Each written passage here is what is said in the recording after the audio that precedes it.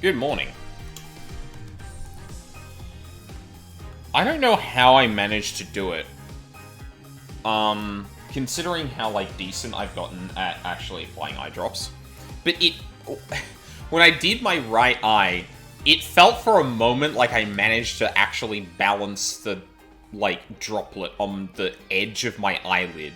And I was like, oh, where the fuck is it going? And it's just, like, bled out of the side of my eye.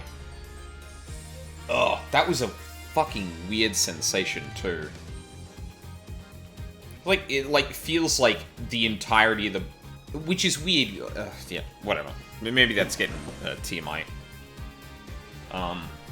Like, me personally, I actually have, like, trouble dealing with eye stuff. Eyes and teeth are just... Ugh. Give me the heebie-jeebies.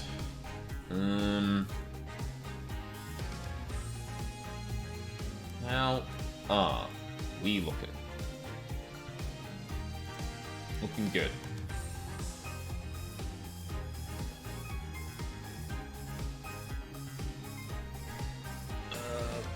Alright.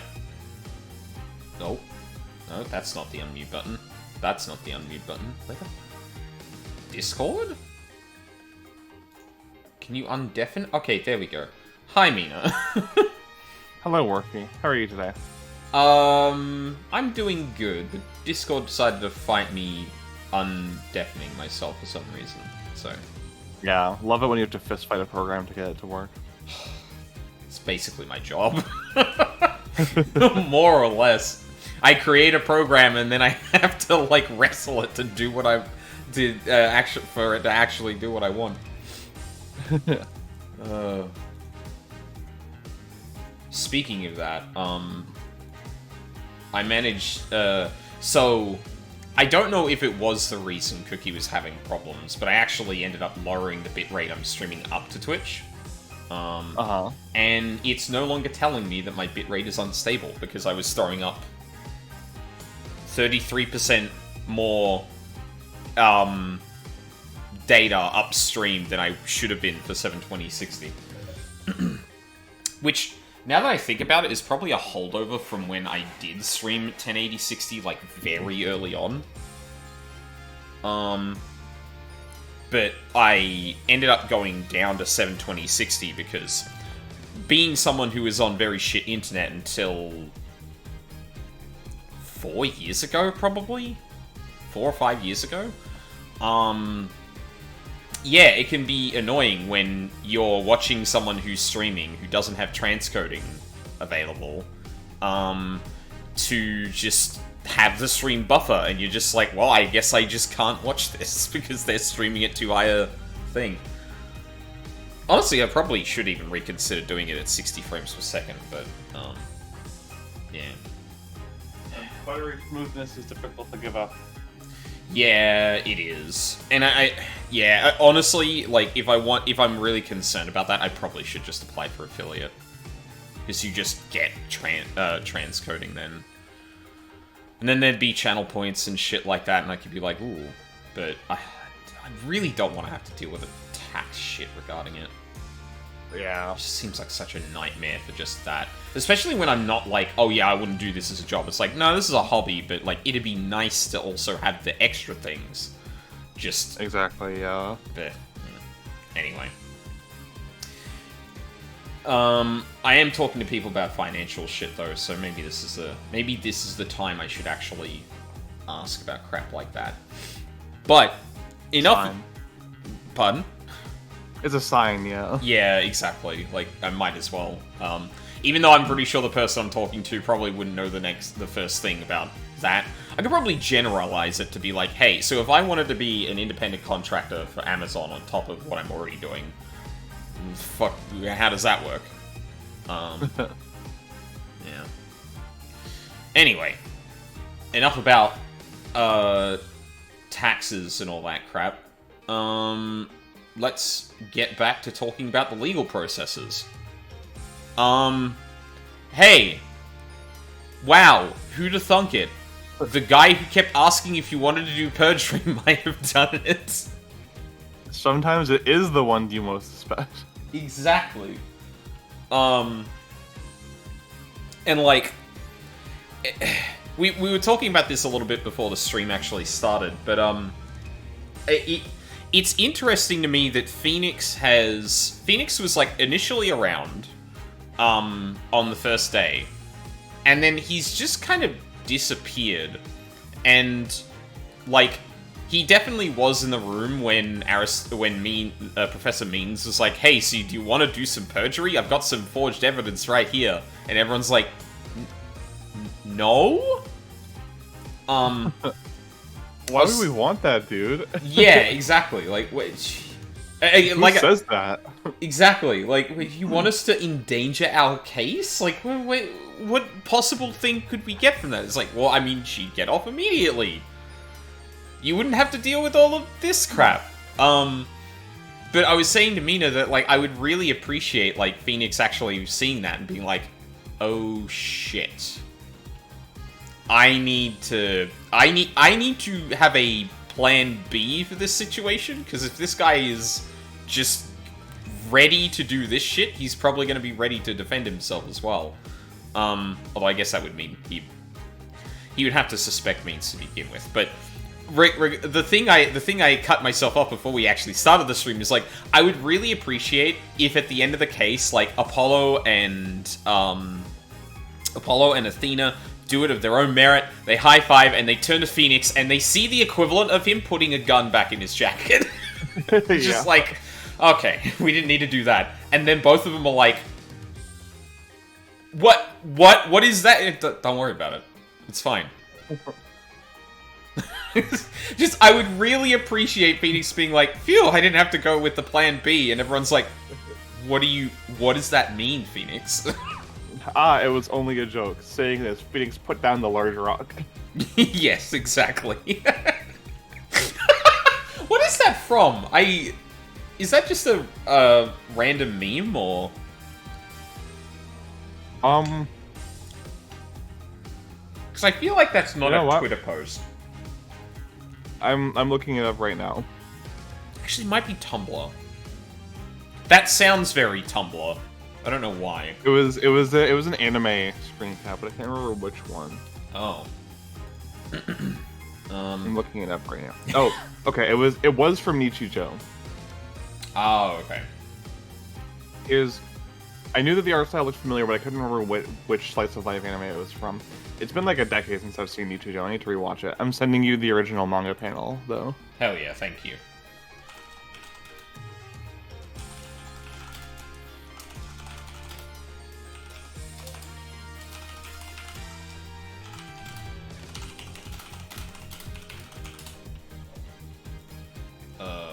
Here we go. Awesome. Okay, right. so that's why I didn't remember. It's not from Nichijou. It's from Kokusei no Nichijou, which is Daily Life of High School Boys, which is an anime I haven't seen. That's why I didn't remember it at all. Is that related to Nichijou, or? No, the only thing it shares is Nichijou, which is the Japanese word for, like, daily life.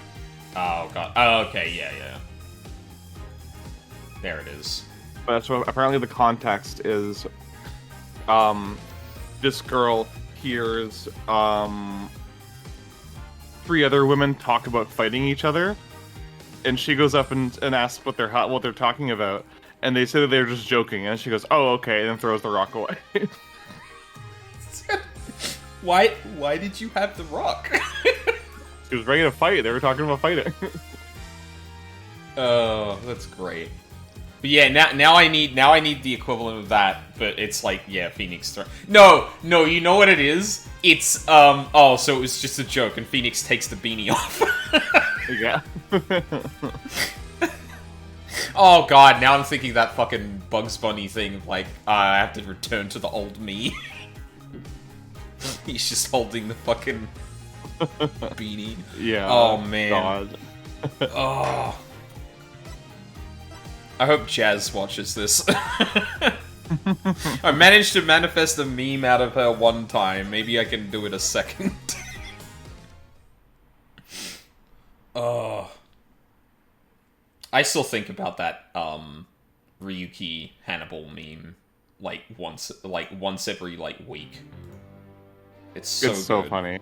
I am no longer mentally ill. I can't believe Ryuki walked out of hospital and said that line. It's crazy.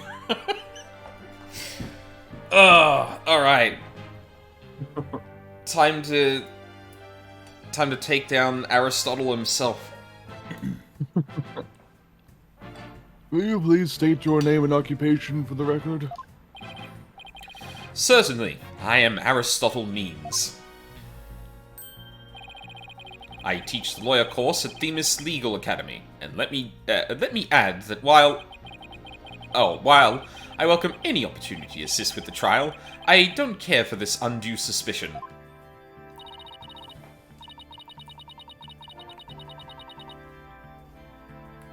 Love how his little badge looks like the giant dad face from Dark Souls. Oh my god, it does. With like the scales of justice and the big gaping mouth. Yeah. Holy shit, I never thought of that. Oh, that's incredible. Hi, Luca. Hope you're doing well. Don't worry, Professor. We're just interested in the mock trial video right now. We just need to take another look at that speech you gave. Can we count on your cooperation in this? Very well. If that's all you're interested in, please proceed, Miss Sykes. Ugh. And yeah, I definitely see that now. Who's the fucking, what do you call it? On the scale. I don't know what you'd call them. As eyes. Yeah. The, Is there a word for those things? I don't. The baskets of the scale? That's close. The levels? I don't know. The level. Yeah, that would make sense. And hello, Charles. Oh, I know, I have 2 famous Twitch streamer in my stream. Incredible. Look at the fancy badges they have. We need to find some sort of evidence that shows this speech was pre-recorded. Alright, I believe we're ready. Let's roll the video.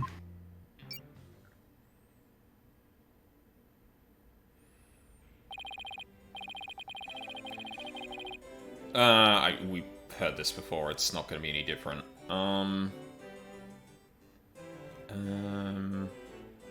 We can't really make out the balconies from here.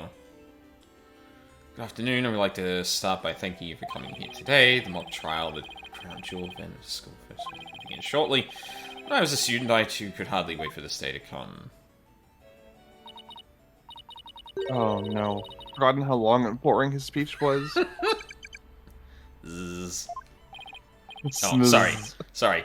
Honk, shoe, me, me, me, me, me, me. Widget your sticks.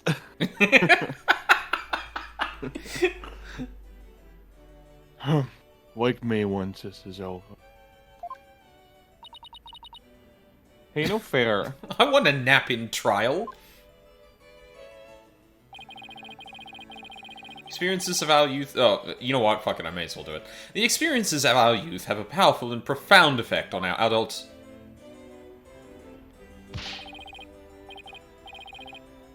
Ah, you there. Wake up, pay attention. Huh? Oh, I'm awake, isn't that right, Your Honor? Huh? I'm awake too. Wide awake, see? Blackwell's not.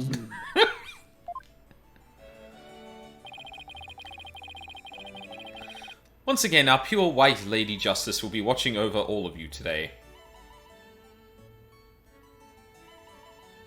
Huh. Pay attention and you may make a difference one day. Oh, sorry, go on. The problem is these motherfuckers always get too poetic with their descriptions. It's Yeah. the same thing with Gavin, where he's like, ah, yes, the cards with their blue backs wreathed in flame. It's like, you could have just said the cards, dude. You didn't have to incriminate yourself like that. Yeah. Oh, God.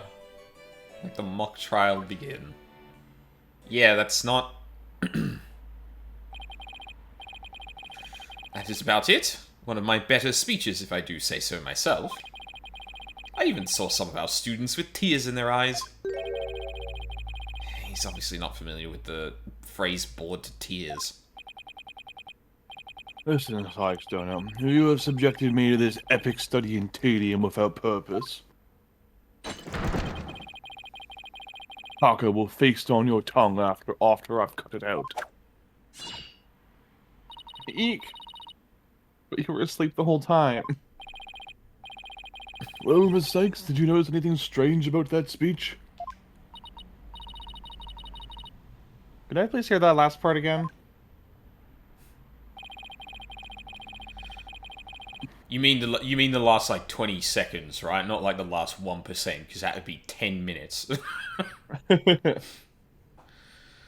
Once again, our pure white Lady Justice will be watching over all of you today. There, I finally found what we needed. Okay, we're just... Yeah, alright, we're just... That's just... Yeah. Professor Means, I have only one question about your speech. Why does that last part we just heard contradict with this? I guess it might be a bit too much to be like, hey, point out some... Like, essentially use the video as witness testimony and then contradict it like that, but... Yeah. Take that!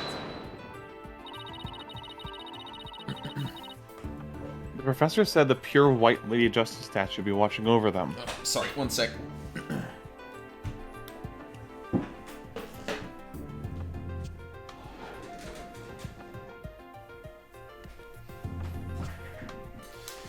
Sun's decided to poke its head out today, and I left the door to the room open, so I was getting a shitload of bloom. Although it still looks a bit... I think it's like overexposed really easily. I'm gonna reconfigure the camera somewhat. I haven't touched that thing in a while. Get that thing out of here, yeah, exactly. Well, but I like the sun, it keeps me not cold. But the Lady Justice in the video isn't even close to being a white woman. Thank you, Mia.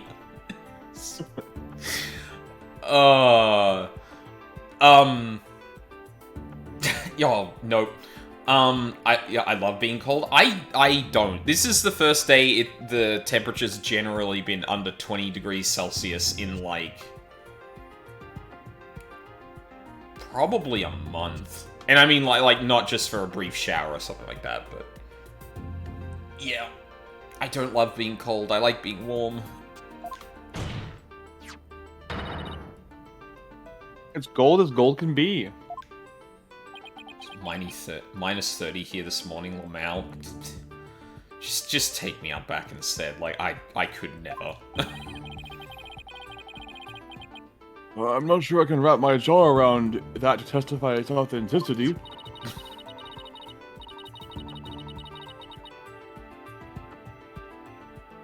I didn't say it was made of gold, Your Honor.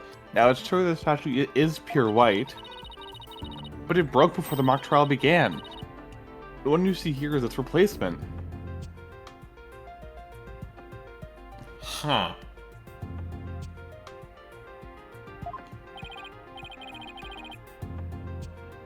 Oh, well, that's a shame on every count.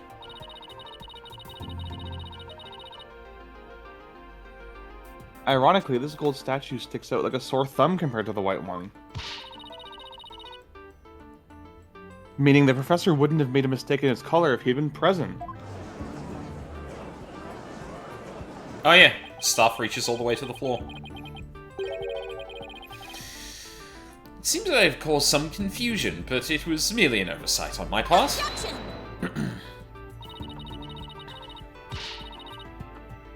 The statue was in the middle of the room. How could you not know what it looked like? Well, I was in a balcony seat. Furthermore, the statue had previously been white. I'm afraid this isn't sufficient evidence of the speech being pre-recorded. We had our answer long ago. The accused was the only one to leave the lecture hall. No, wait.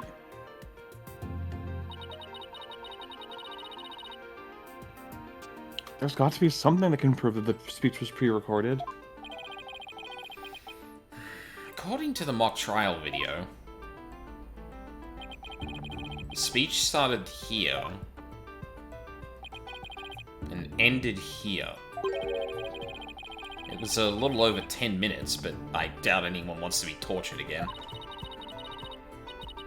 It's only a little over 10 minutes? I felt like it went on forever.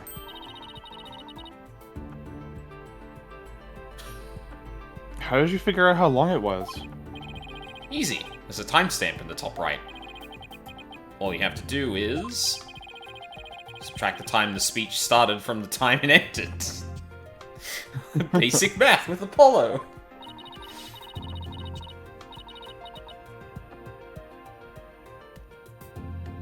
The speech goes from the 10-minute mark to 20:35. Wait a second. I could swear I've seen the same interval of time listed among the evidence. Probably not that. Oh, is it this? No, we don't have a thing there.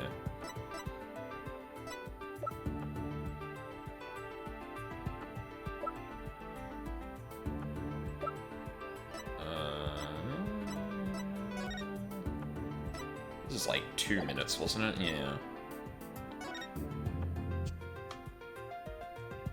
Tape has about 10 minutes to 35 seconds of noise requiring further testing. Oh! Yeah, so this is... Wait, did Juniper say Hugh O'Connor during that part of the... Or did he just, like, hastily put that over... I think he just hastily recorded the threat over his speech, and that's why there's 10 minutes and 35 seconds of, like... Yeah, that would probably be the... Because, yeah, like, otherwise it would need... Juniper would need to have said something there, and then he, like, obviously obfuscates the rest of it.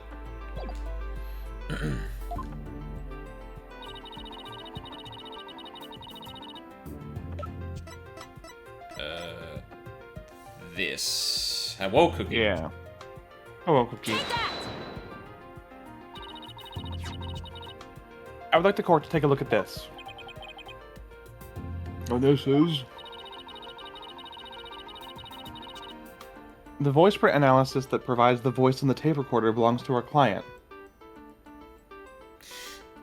When this was presented in court, did Miriam ever talk about that recording? No, because she didn't make it.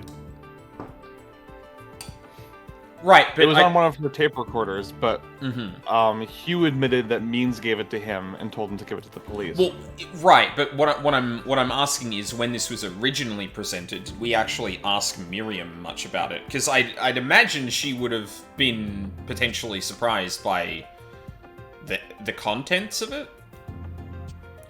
Yeah, I don't know. There was an offhanded remark about her having tape recorders recording everything everywhere so she can get gossip. Yeah. So she probably just assumed that it managed to get that one piece of piece of dialogue because it was louder than everything else in the room. And I guess, yeah, she probably wouldn't have thought twice if she did, in fact, have the place kind of bugged. And even then, Hugh could have found it, or reasonably, Hugh could have found it and also... Yeah, okay. Alright. Yeah, because I was about to say, like, why did we never ask Miriam about the tape recording? But, yeah.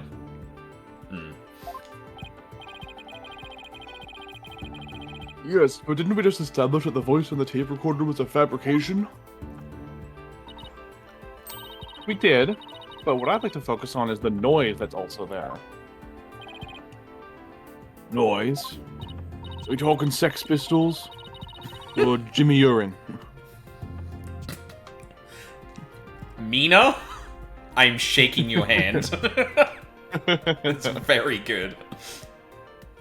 Yes, the defense believes it resulted when the tape's previous recording was erased.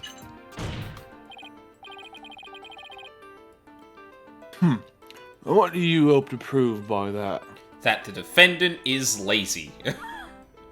Well, sorry, not the defendant. That Means is lazy. The length of the noise is what's important. It's 10 minutes and 35 seconds in all.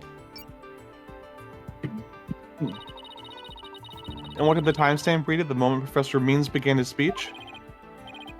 That would be exactly 10 minutes. Now, let's fast forward this long-winded exercise in boredom to the end. Get his ass. Okay, stop.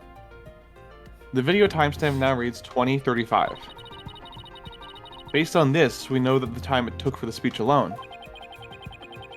Right, subtract 10 minutes and you get 10:35. 10 minutes and 35 seconds? Basic math. Did he not have a second tape? Like, this is, like, it's a bit of a stretch, but this is also the dumbest way to get caught having recorded both of these things. Like, that's crazy. Warpy, you don't understand, Warpy, there was no time. There was no time. There was no time. By any means necessary. And by that I mean in the fastest way possible. You need to get that shit in the police's hand toot sweet, otherwise they wouldn't have a suspect to blame immediately. Wasn't that premeditated? We don't know that yet. Right, 10 minutes and 35 seconds. The same as the noise in the tape recording. I assume you'll understand what this means. Professor Means' pre-recorded speech had been where the noise is now. Silence. You seem rather confident, considering this is a mere happenstance match of numbers. Yeah, that is kind of... Yeah.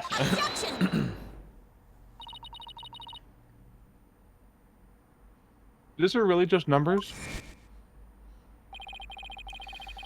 The lab is continuing their study of the tape. So far, they've found signs of overdubbing.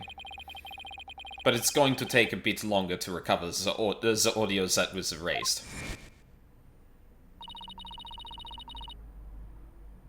The police are analyzing the noise as we speak. At this moment, Means is cursing Miriam for using, like, a form of audio recording that's 30 years outdated instead of just using, like, a digital recorder. It won't be long until we know what was originally there. I would have gotten away with it too if it weren't for you and that that outdated tech. And that laptop too. The school had gotten her a better computer. She would have deleted all of her photos before any of that. Before she managed to stop it. Over Professor Means, this is why it's important to fund your extracurriculars.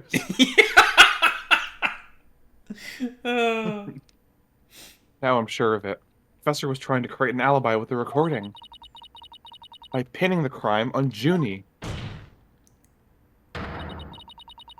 Well, he's not going to get away with it. Not on my watch. Miss Sykes.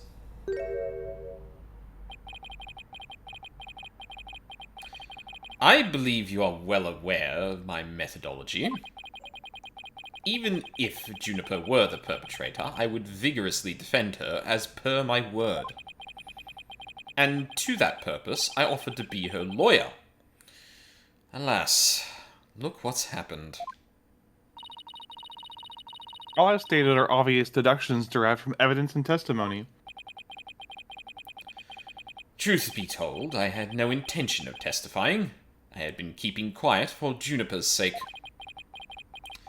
But now that you cast this blame upon me, I have no choice but to reveal the truth.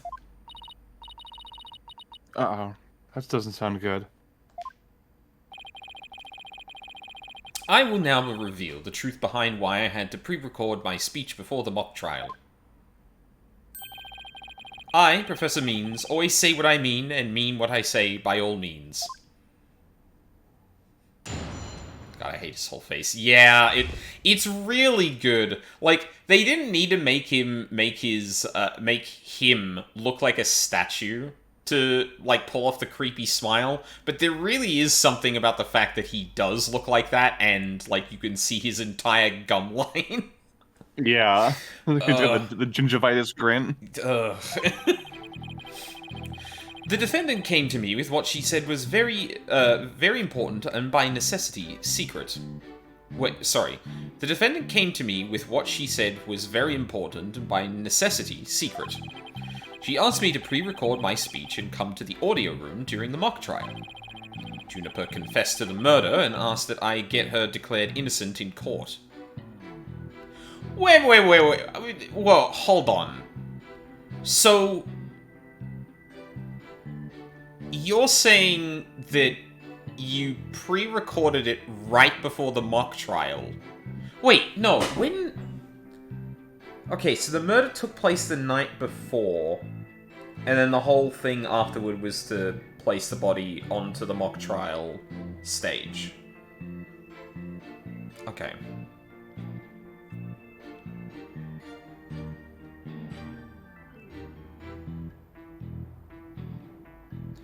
And the reason we're talking about this whole thing here is that the events that move the body from the art room to the stage should have happened in this 10-minute period. Yep. So Could only have happened during this 10-minute period. So I'm guessing he's probably going to be like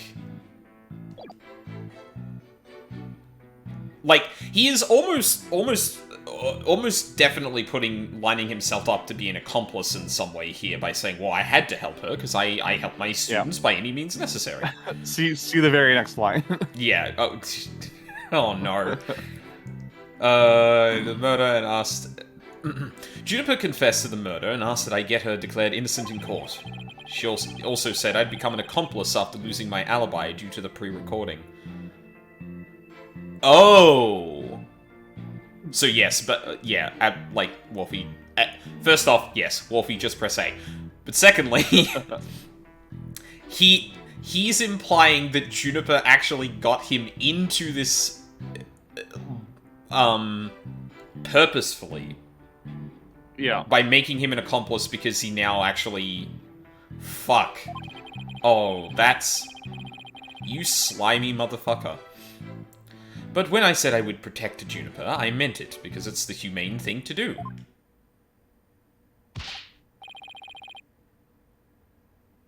Really, dude?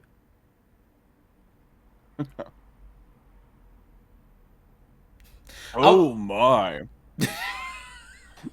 So you're saying the defendant threatened you? I would do anything for my students. Someone else implicates you in a crime. Well, I guess I have to tell a lie on her now. Okay. God damn. Also, like, let's not forget what Hugh told us. I would defend her because the humane thing to do. Goes up to the police. Hey, check this out. You're gonna love this shit. Fucking hell. This has to be a lie. I mean, everything about it lines up too perfectly to be true. On this most consequential of occasions, let me be completely frank with you. Juniper has truly taken to heart my teaching that states the end justifies the means. I don't believe you.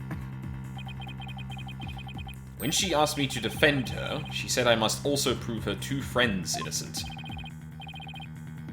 Her two friends? Those weirdo witnesses? Correct. Hugh O'Connor and Robin Newman. I was to ensure all three walked free. All three were to achieve their dream. That was the result Juniper was seeking. And she was even willing to threaten me, her own professor, to that end. You know down and I praise for her ruthless tactics. Yes, well, that is why I vowed to vigorously defend her despite her threatening me. There was a time when lawyers merely sought the truth if they wished for victory in court. But, alas, those days are over. Dark age of the law!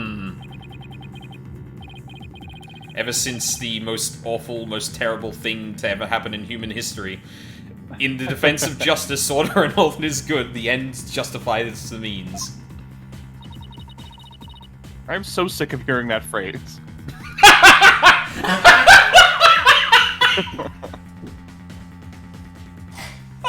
Me too, Athena.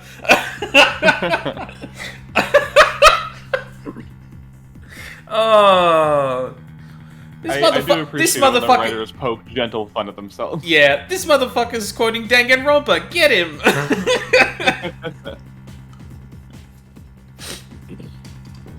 Oh god.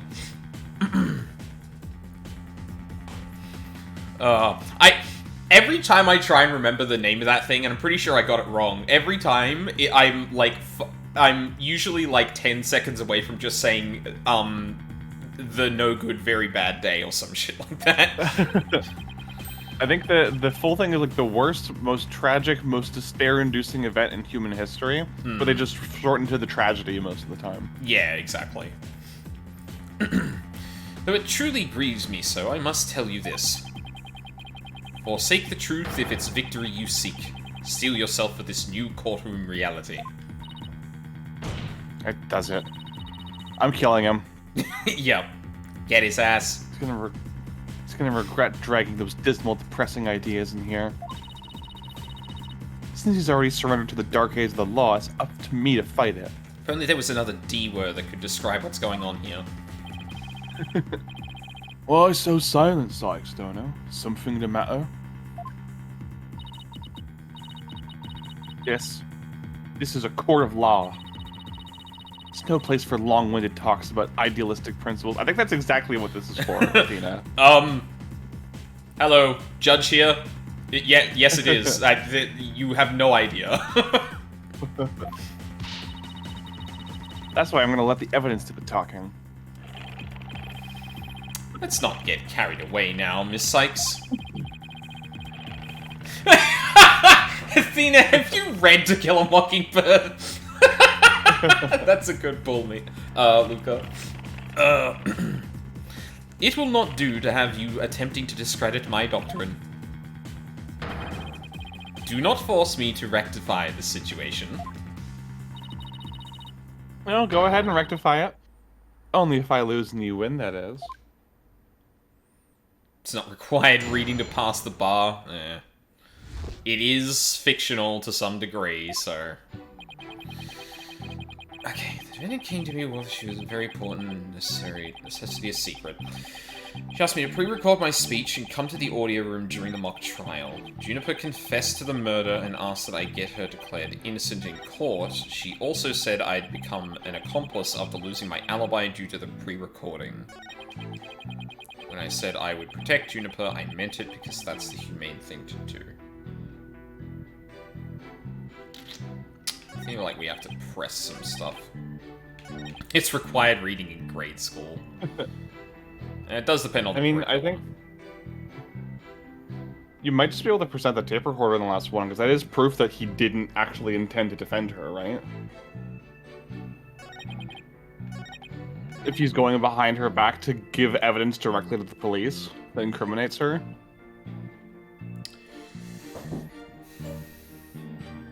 I can see that, but I feel like the time for this happening probably factors in somewhat. Yeah, that's fair. We can press a few things first. Yeah. It's a good pick. But I'm not entirely convinced. Actually, the fucked up thing probably isn't anymore because we live in Hell World. Yeah, probably. I mean, for what it's worth, was that required reading at some point during high school? It was for me. I grew up in rural Canada, and it was part of the grade 9 English curriculum. Yeah, because I feel like I have more familiarity with it than I should if I just heard the title. But I honestly can't remember, reading it, which is the weird thing. Because I kind of remember reading all the books I read in high school. I think they made us read in North America, yeah, for some weird reason. Yeah, why would anyone in North America need to read about To Kill a Mockingbird? That's crazy. Okay, let's press this stuff. Did you consider that a threat?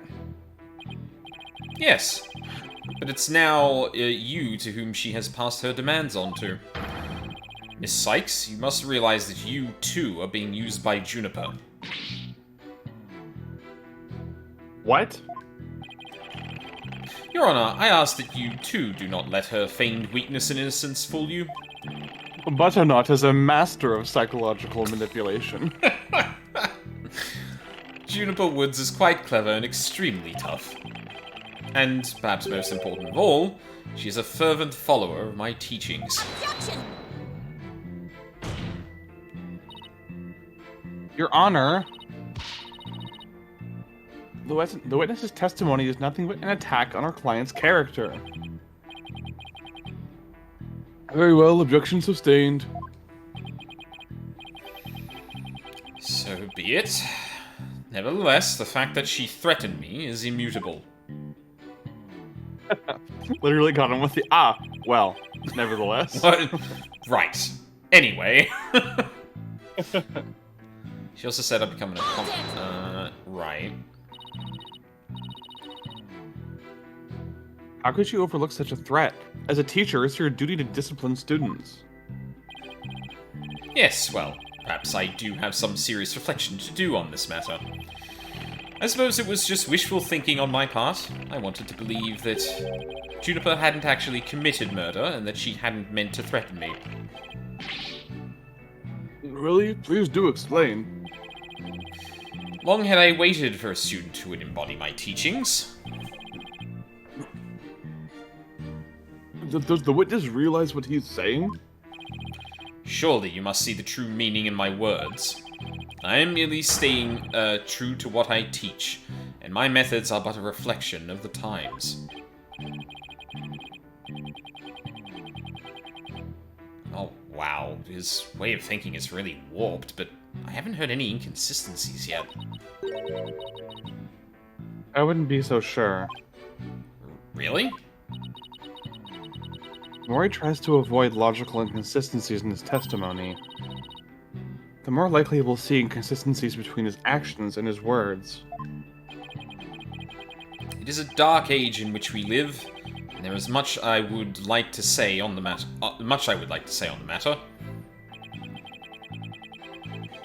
But when I said I would protect Juniper, I meant it because it's the humane thing to do. Yeah, you're probably right with that. You were trying to protect our client? Yeah, right. He'll say anything to pin the blame on Junie. What a frightful look. I would ask that you not glare at me so. I have nothing but admiration for how Juniper was willing to go as far as to threaten me. That is why I am protecting her by any means possible. She has been a model student. Liar, you're trying to pin the blame on her. How am I going to show that what he's saying isn't what he's really thinking?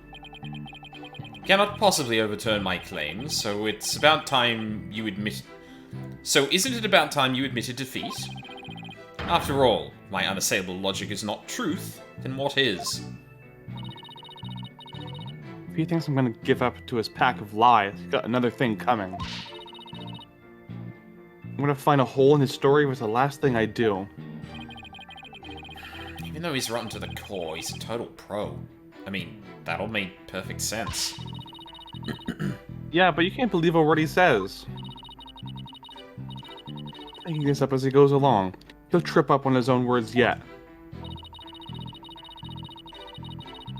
I have to see how consistently the professor's testimony matches up with his actual actions.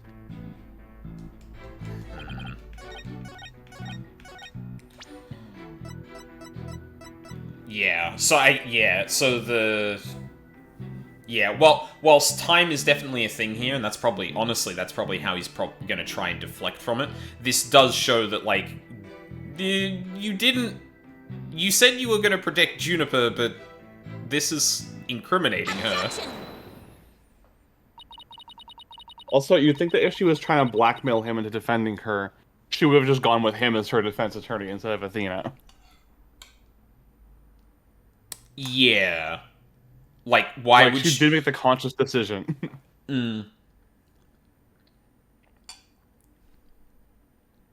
So let me get this straight. You were trying to help Miss Woods?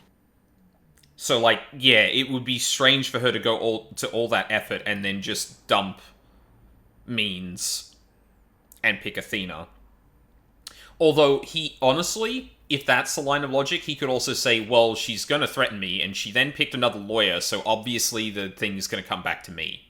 So, fuck her. Ha. That's something more than a bald-faced lie. And no offense, Your Honor. Why are you bringing me into this? My face isn't bald, it's quite hairy. Such defamation of my character and your hair follicles, Your Honor. It is an outrage. Miss Sykes will clarify her statement, but leave my hair follicles out of it this time.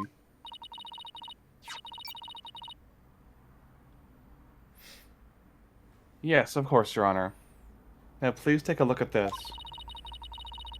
The witness gave this tape to Mr. O'Connor. Then he slyly whispered, "Take this to the police and tell them you found it." There was no whispering, slyly or otherwise. I simply did that out of kindness. Objection! The tape contained our client's voice. In short, it's incredibly damaging evidence. Why would it even exist if the witness wasn't trying to pin the murder on our client?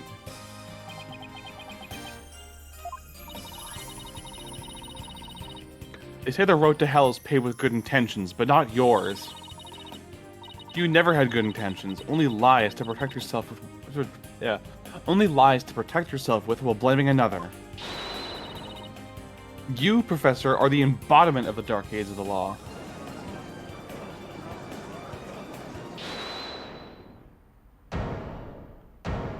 From him?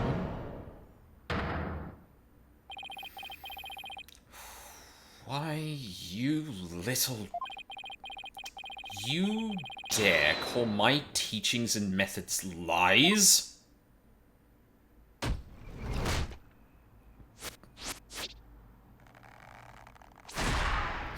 Oh my god! Themis Legal Academy is a proud institution. It's the most powerful in the world. He can just summon blackboards? Yeah. You'll never forget what true education and lawyering means once I'm through with you. Huh? Professor Means? What's with your hair? Fucking I love the scar on his forehead. Looks like a crack in the statue as well. Yeah, it's very good. Quiet! No talking in class. Oh my god! Ow! Oh my god. Eyes and ears up here, everyone. Homeroom is now in session. Famous Legal Academy Lawyer Course Register. Jesus Christ. Also, like, he threw that, and it actually went through the camera, essentially. Yeah. We will begin with roll call. Athena Sykes. Huh? Oh, here? Apollo Justice. I'm fine. I mean, here. Fool! Proper response is here without any extraneous information.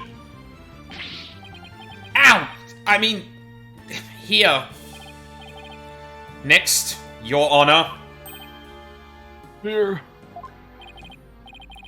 C-Class? That's the proper way to answer. Simon Blackwill. Oh no. I said Simon Blackquill. Are you here or not? Oh no. I'm in love. There's always one, isn't there? Well then, I'll just mark you absent. Now, get out of my class this instant. Alright. Don't have to tell me twice.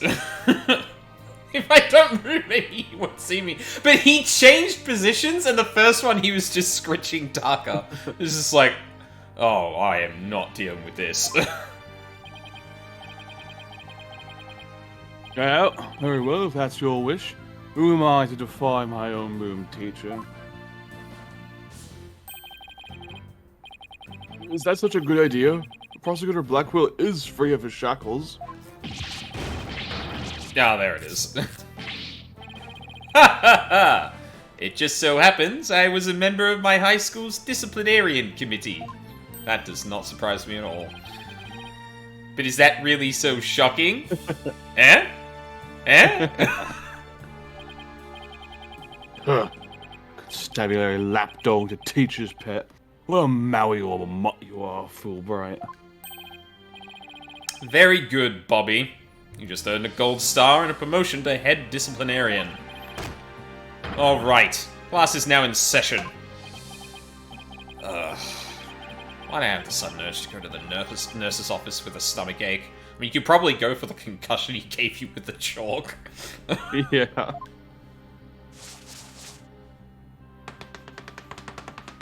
Oh my god, that, like, it's not just scribbles, it's literally...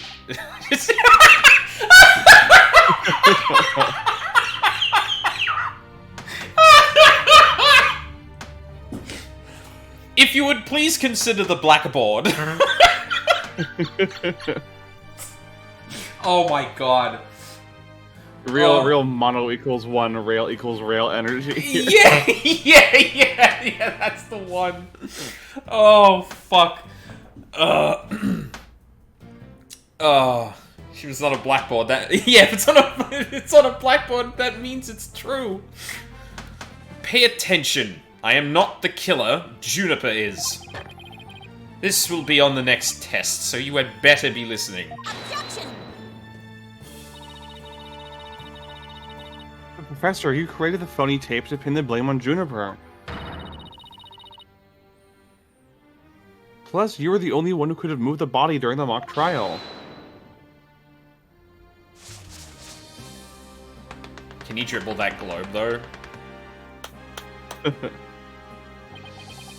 What? What? I was not at school. During the time of the murder, I guess. Right. Athena, you disappoint me so. To think you would label me a murderer. Now pay attention. The murder occurred on the 23rd between 6 and 8 p.m. But I was already at home by that time. So how could I have been involved in this crime? Objection! The fucking shaking on his arm is making me giggle too. Professor Means, can you really prove that you had already gone home by that time? Can you prove that I was still at school? No. No, I can't. So you admit it. Well, you just earned extra credit for your honesty. Every time he does that, I feel like he's gonna throw the globe. Like it has the wind up of like I'm throwing this off screen. Like a shot put or something? Yeah, exactly. But you have also earned yourself lavatory cleaning duties until you graduate. Ew! I'm gonna put that at the office. Huh? Thank you, Newman. No way, man! I totally object! Robin? I can't believe I fell for the Professor's silver-tongued lies. Why you... How dare you talk about your teacher like that?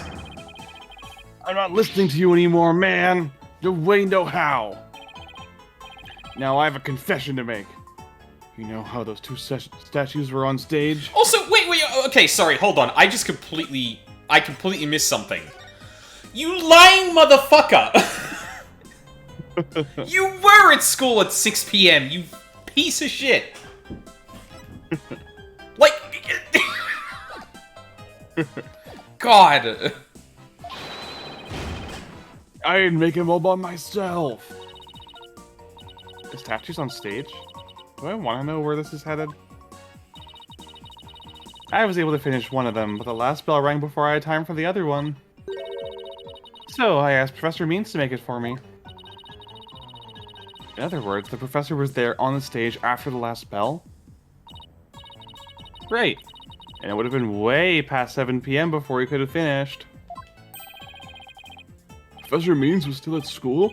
This is incredibly important testimony.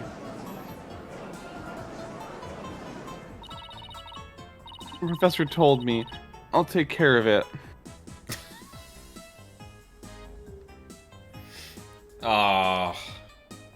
And you believed him, Curly? I thought my parents would let me be an artist if I said I'd make both statues myself. I'm so sorry for not telling the truth. Robin. Quick! Somebody get this juvenile delinquent out of my sight! Simon, your head honcho among the delinquents, do something! Ah! And who's in charge of the class pet around here? Awesome fucking... Get his ass, Taka. Not interested. But if you want a class in swordsmanship, I'm your man. Of course. Only real blades will do. No swords at school. All weapons will be confiscated. Ah! Nurse! Nurse! Where's a school nurse when you need one? It would seem Psychstone seeks a showdown, Professor. In which case, you would do well to draw your staff quick as lightning. Said no pencil. Very well. Then I will just have to prove my innocence myself. The real lessons begin in second period. Prepare to be served old school style. Now, where's that ruler? What does that... Oh, never mind. Your testimony, please. Like, the judge who's older than him is like, what the fuck is he talking about? What is that supposed to mean, Mr. Beans? There has got to be some killer fucking, memes made using this blackboard. Like, I think I've seen a few before, yeah. Oh boy. Now pay attention. Robin took over half a day to complete one statue. I, however, finished most of the other statue between 7 and 8:30 p.m. The defendant, Juniper, saw the two statues with her own eyes at 8:30 p.m. Completing a statue so quickly meant I could not leave the stage for a single second. How could I have possibly had the time to go to the art room and commit murder? So you're admitting you just lied about not being at school, then? we just completely blew past that. Which is interesting, because we literally had evidence that he was there at some point, and I'm surprised we didn't get to point that out. Yeah, I guess it's because he left, like, the evidence was that he was there at 6, but not there past the last bell at 7. Yeah. That's still weird, though. Yeah, I guess from a gameplay perspective, I think it just makes a bit more sense to be like, but you were here at 6 p.m. and he's like, okay. So, but I wasn't there at 7 or 8 p.m. or you can't say anything about that time period. And then Robin comes in with, so you get from one side you establish that he was there after 6 p.m. and from the other side you establish that he was there until 8:30. And then it's like, okay, now he has to get himself out of that. Just, yeah, like, kind of like, just, like, picking a line out of the video. It's like, well, that one's probably a lesser example, but, like, yeah, we literally had evidence. Like, in fact, Athena literally says, no, we don't have any evidence when we did. And, like, no one even blinked an eye, which is kind of odd. Sorry, Mina, go on. Oh, no, you're all good. You were saying the defendant saw the finished statues? Precisely. She said so herself at the detention center yesterday. Her defense team was there and heard her say so, too. Don't try to deny it now. Is that admissible in court? I feel like it's not. That evening, I went back to my dressing room to get something I'd forgotten there. It was well after the last bell rang. I'd say maybe around 8:30. That's when I noticed that both stage statues were finished. They were quite large, and they were each covered with a white sheet, but I could tell. Oh, right. The professor was there when that matter came up. Before I address the professor's charges, I have a question for Robin. How hard would it be to complete a statue like that in 1.5 hours? It would probably take me at least twice as long. So personally, I think it would be incredibly difficult to finish in that short a time. Ugh. Didn't exactly help our case. But he won't get off that easy. He's bound to stumble over his own slippery means. Haha.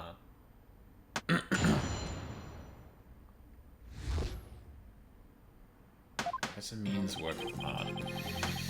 Okay, Robin took over half a day to complete one statue. I, however, finished most of the other statue between 7 and 8:30 p.m. The defendant, Juniper, saw the two statues with her own eyes at 8:30 p.m. Completing a statue so quickly meant I could not leave the stage for a single second. How could I have possibly had the time to go to the art room and commit murder? Well, doesn't the autopsy report say between 6 and 8 p.m.? Yeah, so there's a whole ass hour. And it would have had to have happened, like, after the photos, because we can corroborate that with this, which was an hour late, or... Sorry, an hour fast. Yeah, you did have time to do that. You had a whole hour before that could have... I'm not sure how to present that, though. Because I could say he was there from 6, which would... But the problem is, all the students were there until 7, like Robin and Hugh. So he has an alibi until 7. It's only when they go home at 7 that he's unaccounted for. And Juniper saw both finished statues at 8:30, which means he only had an hour and a half window to do this. And his argument is he was on the stage the whole time because otherwise it would not have been physically possible for him to finish the other statue. If that is the case, it definitely did not establish that well. Because, like, I get it. Obviously, he's seen on the stage, and someone could say that he left at some point, but, like... we didn't rule out, like... it's strange that we... Again, it's really weird that we didn't kind of establish the whole window here, because, like, it would make more sense that way. Because at the moment, I'm thinking just, okay... he's saying he was actually there, and between the hours of 7 and 8:30, he couldn't have done it. Cool. There is an entire hour left unaccounted for. Explain that. Like, that just hasn't... Like, if that's explained later on, that hasn't been explained, and if that never gets explained, then it just was dodged over. Which, between 6 and 7? Yeah. I think the implication is that between 6 and 7, he was with Robin and Hugh during the setup, because that's why he was in the photos there. Right, but it didn't... Like, Robin didn't say that he was there until 7 when they left, right? I mean, sure, well, like, but we know that Mm-hmm. we know that Juniper claims that she was with Court until 7, because that's when she met with Hugh. Or that's when Hugh tried to sneak in and get the script, rather.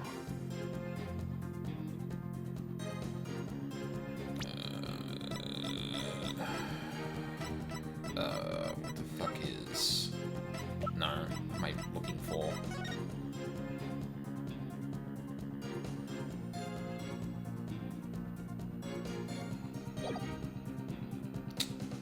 Maybe.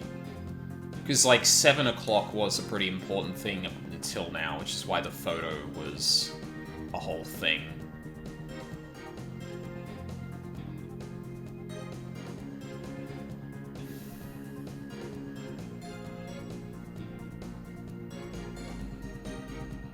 I don't know.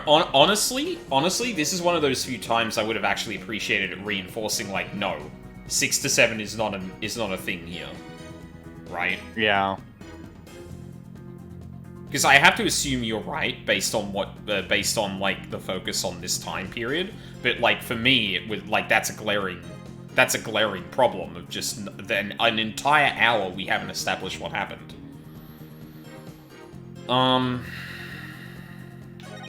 Yeah, I guess it's just like the implication that he was in the photo at 6, and right at 7 before Robin left, she asked him to finish the statue. So like, it doesn't say he was there between 6 and 7, but I guess they assume that you would fill in the gap between those two times. Maybe it's the whole thing about the final bell, but I honestly, like, the final bell being so late in the evening is like such a foreign thing that A, if they did establish that before, I'd completely forgotten it. And B, if they hadn't, I never would have assumed that that would line up with around that time. Yeah, I think they did mention in the first trial that the final bell is at 7 because they established that whoever did the murder would have had to have been there past the final bell.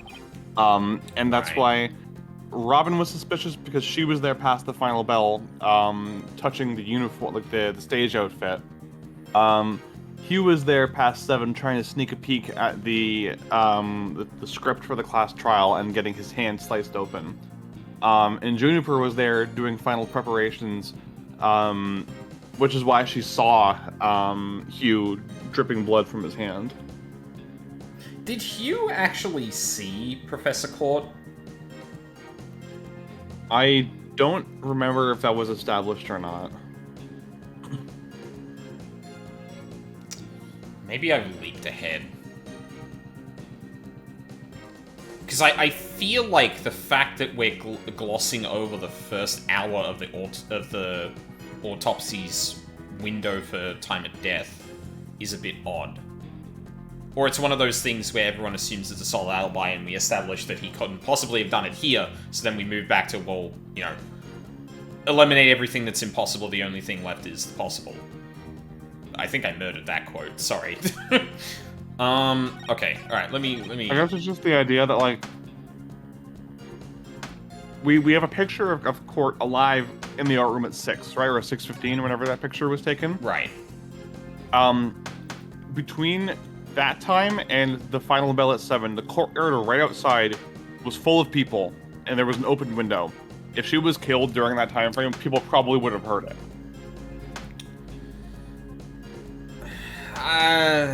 That's flimsy. We haven't, like, this is my problem, though. Like, we aren't talking about 6 until 7, not because we've already established it's airtight, but because there's presumptions there that I feel like are actually really important to establish. But we can drop it. I'll focus on 7 to 8:30 and just, like, poking holes in that. Like, yeah, this is either just like a flaw in the way the game is actually presenting this whole thing, or I've caught on to something that the game is deliberately avoiding not addressing until later on. And I don't know which of the two it is, and I just have to deal with it. Have I finished most of the other statue between 7 and 8:30. The defendant Juniper saw the two statues with her own eyes at 8:30. The statue so quickly meant I could not leave for a second.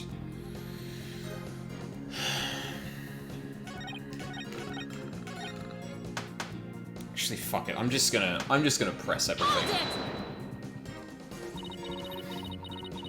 Miss Newman took over half a day. Can you please be a little more precise than that? What a wonderful question. She was having quite a tough time, you see. Professor Gavin's statue alone took her from the morning hours into the evening. Wait, what?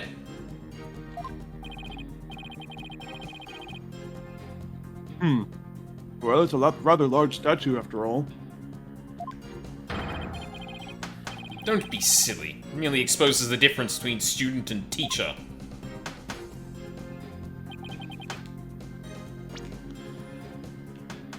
Prosecutor Gavin's statue alone took her from the morning hours into the evening. So that was the one she was clearly working on in the photo. And the one we don't see is Phoenix's, probably because it didn't actually exist. I feel like the implication there is that he built Phoenix's one. Because I was about to ask questions about, like, well, hold on a second. We can clearly see that Gavin's statue is kind of mostly built, so... But yeah.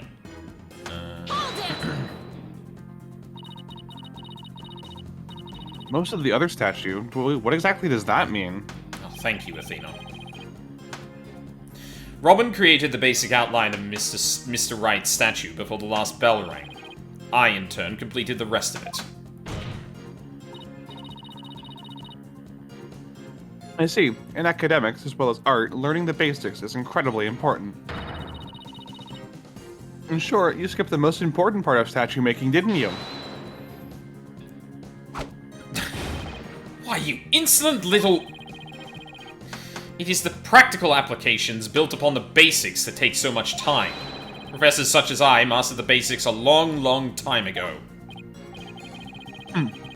Unlike Miss Fancy Pants here, who lacks all loyally fundamentals. Oh, quiet you.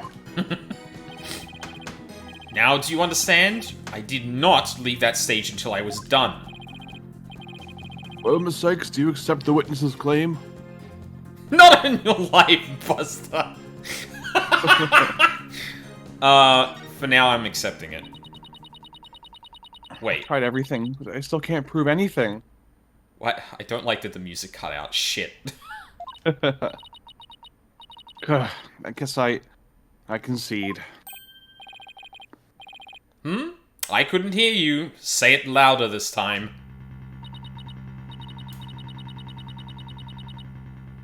Oh. I concede that Professor Means never left the stage.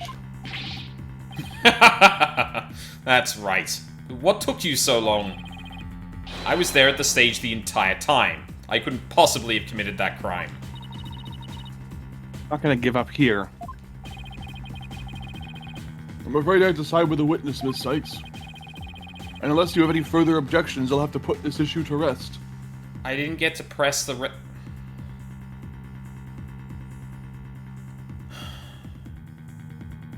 Okay. Objection!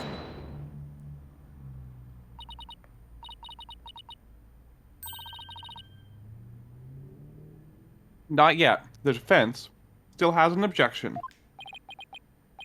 Athena, you thought of something? Well, as I said, not yet. Oh, so it's time for legal smoke and mirrors? You bet Not your yet, ass, Apollo. It's not time yet to quit. It feels like they were really begging for a "not yet, Snake. It's not over yet" reference. Yeah, yeah. It's at times like these when it seems like there's no way out that you have to. Yeah, I have to turn the case upside down. You gotta flip that shit turnways. Instead of focusing on whether Professor Means could have gone to the art room, I should focus on how he could commit the murder without going there.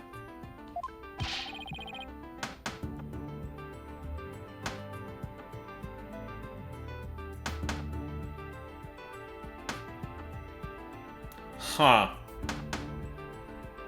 Did he actually use an arrow? It seems our young lady has a real bona fide idea. But I'll use any means necessary. All the chalk, too. Even casting stones, if it'll distract her. Ah! Who brought that bird to school? Like Stoner, if I hear one word of your usual jibber-jabber, I shall have your head. Murder occurred in the art room, yet the witness was on the stage. How do you propose to fill the vast gap between those two key facts? Flip it turnways. Like some sort of flip about. If I accept the premise that the professor was on the stage the entire time, the only other answer is that we got something else wrong. Wait, that's it. Every last one of us made a huge mistake. We were totally wrong about the... Oh, hold on. We were totally wrong about the suspect. I'm sorry, Professor, you can go home. Yep. Ah, thank you. I'm sorry you all had to see me in that state.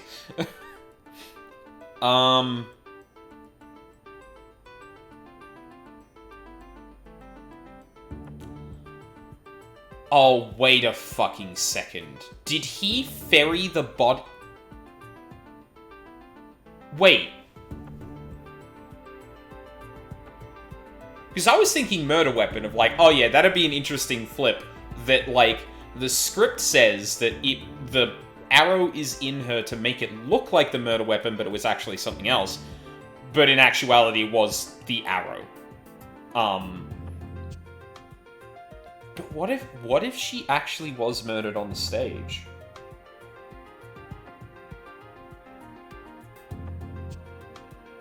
Then the body would never have needed to been moved. Oh shit, I actually don't know which one of these I want to go with.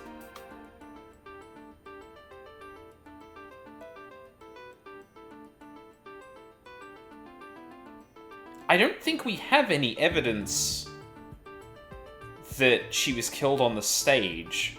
There was no blood there, and there was blood in the art room.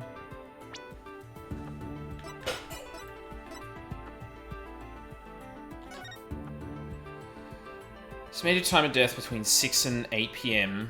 Blood loss due to a stab wound on the side of the body. Marks indicate wrists may have been bound.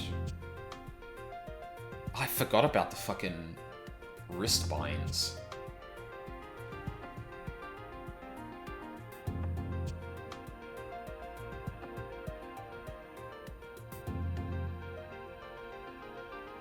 Oh, is that why the Governor's banner got burnt? Because it was, like, actually covered in blood? Oh, fuck, hold on a second. So what if... I mean, it's really nuts that it would work this way, but what if he actually moved the body back into the art room, only to move the body back down? And he burns the Gavineers thing because there's a shitload of blood on it, because it was after she was stabbed. Oh, fuck. Oh, no. I kind of worked myself into thinking maybe the crime scenes... Like, because my default thing was like, oh yeah, it's the murder weapon, but now I'm like, oh, you could make a convincing case that, like, the crime scene was actually mistaken.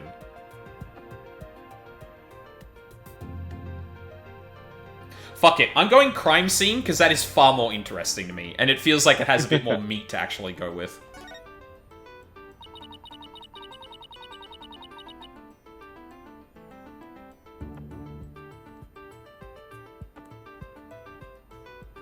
You're good, Mina?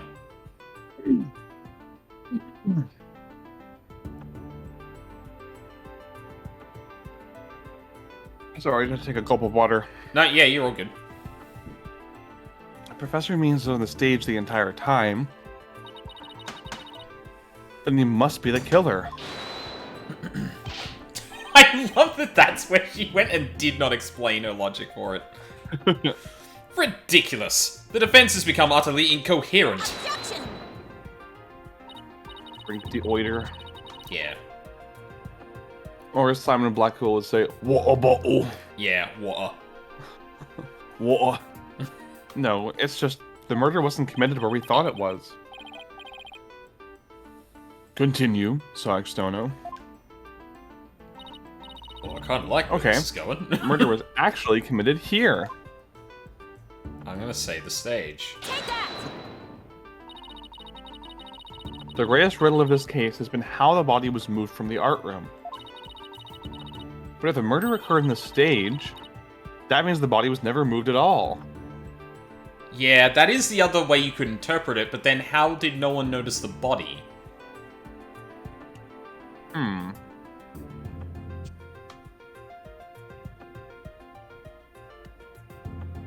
I guess the Gavineers banner could have been over the body.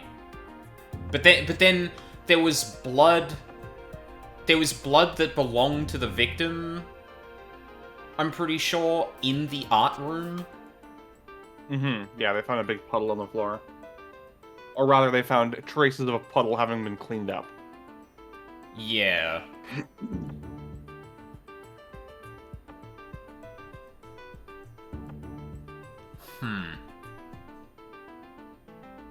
Oh, no, hold on a second. Could they have actually gotten...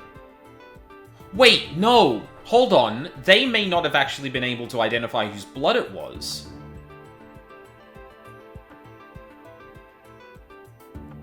Oh, fuck, hold on a second. Maybe the body didn't move. Oh, shit.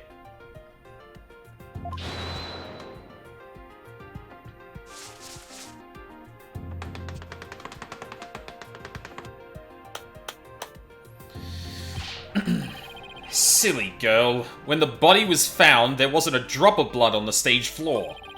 Surely there would have been some blood if that's where the murder was committed. There wasn't any blood on the stage. Really? But there was something on stage at the time of the murder that's now bloodstained. Yep. Take that! It's true, there were no bloodstains on the stage floor. But there was something on the stage that did have a bloodstain. And that would be this. The school banner. Thank you, Cookie. Thanks, Cookie. No blood would have gotten on the floor if this were under the victim when she was killed.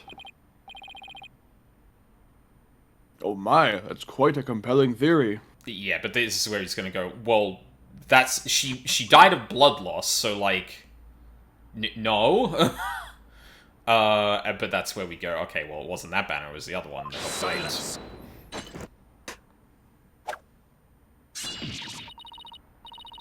What is it now? My theory makes perfect sense.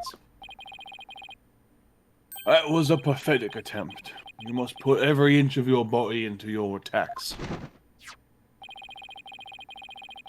The autopsy states the cause of death was a loss of blood. Thank you, Blackwell. Yet only a trace amount was found upon that banner. Where did the rest go?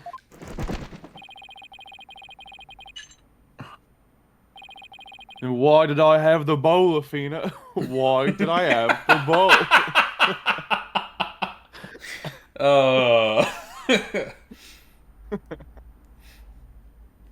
Well, getting on there when the body was moved by wire makes more sense than not.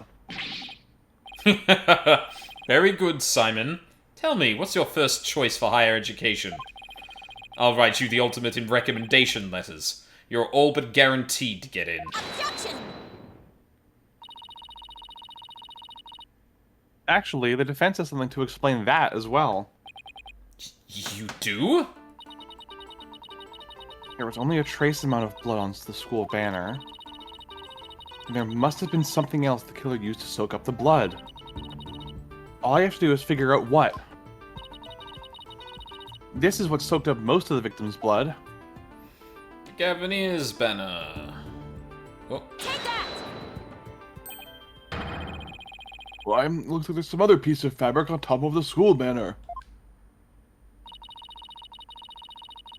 It's the Gaviner's banner that had been specifically made for the school concert.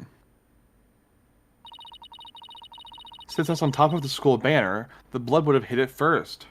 Some other trash on top of the school banner. Hey! I spent many painstaking nights making that damn thing.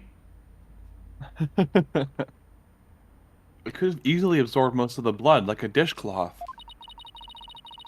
And only a small amount would have soaked through the school banner below.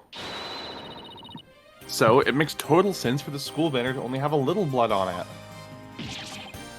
Ah! So, that banner absorbed the blood like a dishcloth. Yes, that would explain it. The Gaviner's banner was like a dishcloth? Surely it was at least towel quality. The black boy is actually there. Awesome. Simon, don't just stand there. Do something. Silence. Get yourself out of it. Sykes-Turner, you are learning to wield the blade quite well. But how will you respond when I come slashing at you like this? The remnant of a large blood stain was detected in the art room. Why would there be blood there if a murder occurred on the stage as you claim? Objection! The bloodstain in the art room was faked. How? I'll tell you how. All that was needed was something that could transport the blood upstairs. And that something was a piece of evidence we've just finished discussing. The killer used this to bring the victim's blood up to the art room. It's the burned banner, right? I think so, yeah. That's why they had to burn it. To think you'd stoop so low as to present mere garbage to this court. Why is everyone dissing my banner?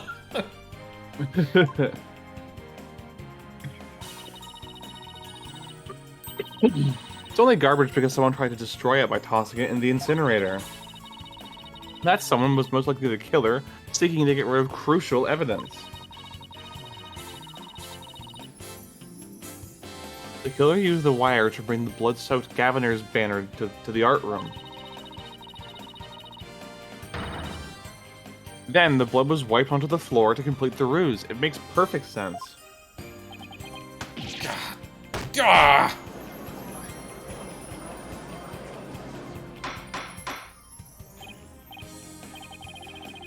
Order! Order! This is quite a development. To think the body was never actually moved. Hold it right there. The body must have been moved. How else do you explain that loud crash you heard during the mock trial? If it wasn't caused by the body crashing into the statues, then what was it? I hadn't thought of that. If that loud crash wasn't the body hitting the statues, then what was it indeed? The knot in the school banner shows that something was carried along the wire in it. So if that's true, I know what I have to find. Something that was in the art room before the murder and then on the stage after. The object that was sent down the wire to crash into the statues was... Take that! The statue. Ah! That statue? Yes, I believe it was this statue that broke the other two, not Professor Court's body. The unique statue you see on the right, that's the pure White Lady Justice from earlier. But Professor Court accidentally broke it while she was polishing it the day before the mock trial. But she used her own unique artistic sense and technique to repair it, as you see here. Nobody would have guessed that it was originally Lady Justice. Silence. Perhaps you were onto something. Why, pray tell, would anyone move that scrappy relic in such a tedious manner? Excellent questions, Simon. Keep them coming. You know why. And the fact that you won't acknowledge it shows how twisted you are. Lady Justice was moved during the mock trial. During that time, Professor Means was fabricating an alibi with his pre-recorded speech. If we consider the facts, then Lady Justice was moved in order to...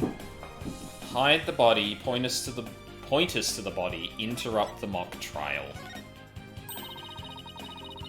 Professor Means was trying to interrupt the mock trial. That must be the answer. Right. Then let me ask you this. Why would the professor want to interrupt the mock trial? Because the recording is only so long. I object, Your Honor. I object to how you always ask people questions like that. No, let me answer, Athena! You should try thinking for yourself once in a while. Oh, I just had a thought. It involves a penalty for a certain smart alecky defense attorney. The issue here is the moving of the Lady Justice statue.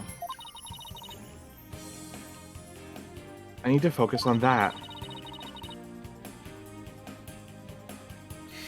Lady Justice was moved during the mock trial. This is one of those things where I wish the game... Like, I get making a joke out of it sometimes, but, like, if the recording was the thing, and, like, things weren't going... Well, actually... Oh, sorry, no. No, I'm an idiot. The recording... The mock trial actually did start.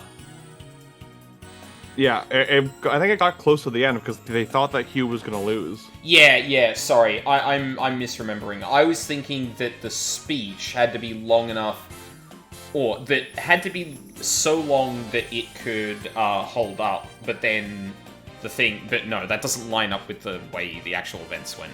I do kind of wish that the game was more a bit it makes a joke out of that stuff sometimes, but sometimes I wish it'd be a bit more pointed and like, no, that's not possible. Rather than just like the defense making a point limply, and everyone being like, well, that doesn't make sense, and moving on. Yeah. Yeah, but it's whatever. Yeah, see this before, so yes.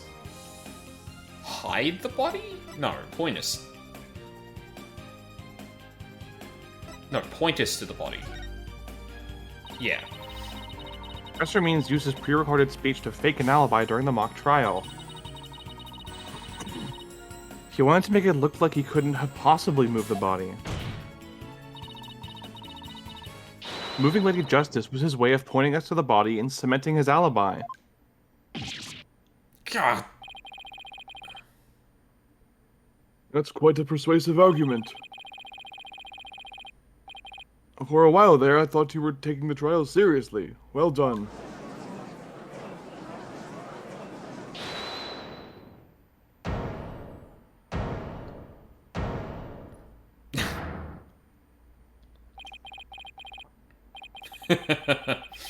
You should never underestimate me, Athena Sykes. Professor Means always means what he says, and says what he means by all means. Objection. Stop saying that word. It's losing all meaning. Oh shit, I'm saying it too. Fine then. Say it already. I'm waiting. Not guilty. Oh my god, let me go. The murder occurred the night before, but the body wasn't found until late the next day. Countless students passed the stage till they met in the lecture hall for the mock trial. This is where the drag mark comes in.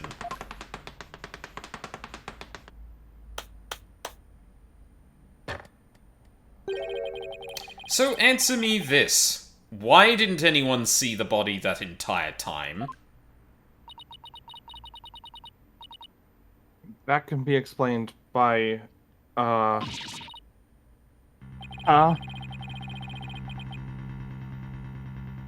if the victim was murdered on the stage and left there,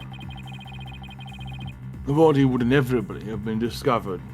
I think we're going to take a quick break here. This sounds like it's going to break out into, like, a bit more of a slew of things we need to talk about. And it's, yeah, past break time. Yeah, okay. I think, this is a case I'm going to need to go back through the logic of again, because there's a couple of things that stand out to me as, like, the game's not doing a good job of, like, kind of, like, putting up the bumpers to, like, nudge you into the logic it's trying to go through. Admittedly, it was, like, a small thing, but it got really frustrating to be like, why aren't we talking about like, and it's one of those things that could just be, explained with a single line to, like, reinforce a thing, but, like, yeah, there's, like, multiple of those in this case that I fell into, so obviously I feel a bit like an idiot, but maybe it's just, sometimes it's kind of the nature of doing this once a week, where, like, I'm not going to remember every single detail, and I'm not going to remember every single detail of the thing that's, like, several weeks ago. Yeah, I don't think you're an idiot at all. Oh, I'm not saying, like, I'm saying I feel like an idiot. It's not the same as being an idiot.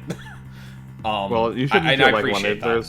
There's been a long time between sessions. We've had to take breaks for, like, family stuff, and you know, it's just been there's lots to keep track of in this case, especially in this case in particular, where, as we've mentioned a few times, the murder is, like, the least compelling part. Yeah, so it's honestly the stuff that doesn't get, like, talked about as much, because there's so much in terms of the character twist and turns that the logic stuff is just kind of, like, left to the wayside for the majority of it. And I don't know, maybe that's one of those things that, like, it could be better paced, where it manages to ride the line between establishing that stuff a bit better, or there is a moment where Athena and Apollo are just like, okay, after all of that bullshit, can we just focus for a second on what we do actually know, and, like, reiterates a few things? Just like ironically, that would, and yeah, like, I'm not, the reason I bring up, like, the fact that this is just how I feel is that I'm not playing this the same way other people would. In fact, I'm probably playing it more similarly to the way the game thinks people would, it being on handhelds and stuff like that. Yeah, sorry. Complex thoughts I need to chew on, I think. Anyway, we will leave you with this tension-raising music.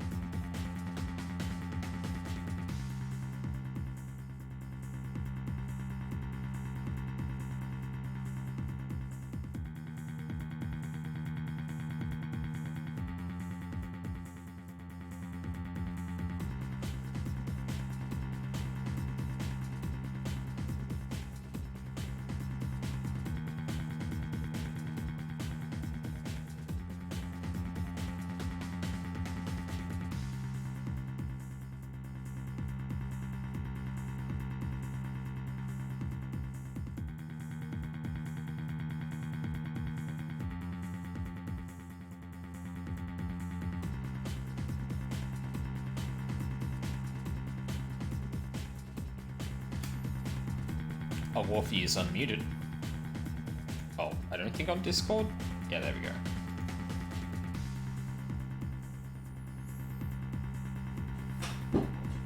Welcome back. Welcome back.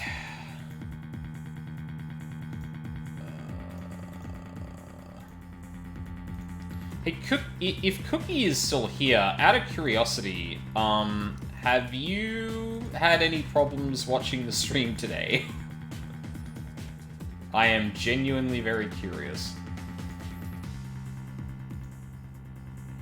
Yeah, for, honestly, probably a good thing to just say in general. I changed the amount of data I'm sending upstream during a stream. It was a little bit over the recommended for 720p 60, so if there's any weird things about the video, do let me know. I looked over the last couple of VODs, it looks fine, so I'm presuming it's all good, but yeah. If anyone notices anything, feel free to shout it. And hello, oh god, I forget their name. Steph? Hello, Steph. Yes. Seems like it's okay on my terrible Aussie connection. Hell yeah, that's what I was aiming for. For those who weren't here last week, Cookie was having some problems watching the stream and ended up with like an incredibly jank setup. Which is funny because like I think a day later I went back to the VOD to highlight it, and like the view count on it was really like in triple digits, which is for me like I would have to have like 10. Usually that's like 10 people over the course of the entire stream. Like you might add up to that. That's closer to more like 50 or 60 or something like that. But like I never had like views that high on it, and I was like, what about that stream made people go back to it? And then I realized it was probably Cookie trying to refresh the stream over and over again. Like, I showed that to Mina, like, I posted that to Mina going like, what? And then I think like 20 minutes later, I was just like, oh! Oh, I think I know why. Yeah, it was while I was still asleep. Yeah. Cookie refreshed 250 times. I mean, for what it's worth, it was like 110. It was like 100. I think it got to like 113 by the time I got done editing it. Cookie clicker in real life. Oh, that's good. All right. Back to the video game. The victim was murdered on the stage and left there. The body would have never really been discovered. Of course, there was nowhere to hide a body upon that stage. This is not good, Athena. Our claim is this close to being beaten to a pulp. I know. We've come so far. Consider yourself schooled. Oh, don't say that. I couldn't have possibly killed anyone. The killer is none other than Juniper Woods. It has always been, and it always has been, and it always will be. Just wait a minute. I don't think we have actual evidence of that drag mark, do we? No. Because that's what I'm thinking now. The body was hidden behind the stage. Poor Juniper. She must seriously regret having asked you to defend her.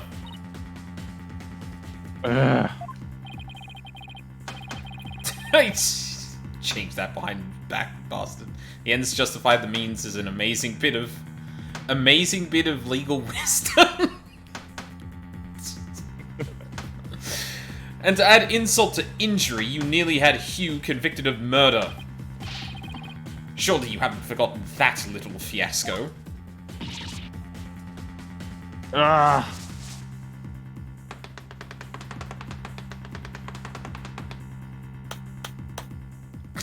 Ouch. Also, while I'm being a stickler for things, why'd you put the S after the apostrophe, dude? That's not how that works with a word that ends in S. Not only did you fail to defend your client, you also raised false charges against her friend. You have no right to call yourself a lawyer.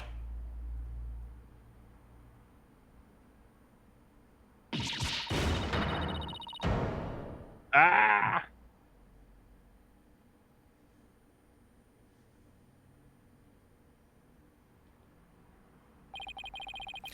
But if this trial proceeds in the same manner and ends in the same way as the mock trial, would you not lose everything you've worked so hard to gain?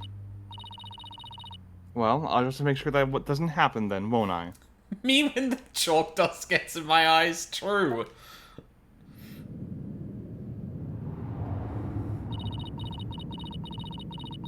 Don't tell me I failed once again. Failed to save someone near and dear to me. I've worked so hard to become a lawyer. I even studied psychology. Has it all been for naught? Am I just doomed to relive that all over again?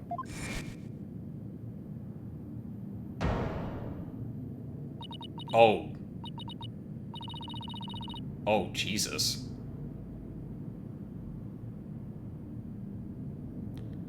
This is very fucking... I think between the... Oh my god, and fucking widget shutdown. Yeah. I know we brought up Danganronpa, jokingly before, but honestly, this is, like, evoking some of the, like, very unsettling things that happen in some of the games. Yeah. Whenever that chalk took the light right out of her eyes. Right? Athena? What's wrong? Breathe in. Breathe out. Breathe in. Relax, Athena. Breathe. It means put fentanyl in the chalk. Cookie! Everything's going dark. After all I've done, is this how it ends?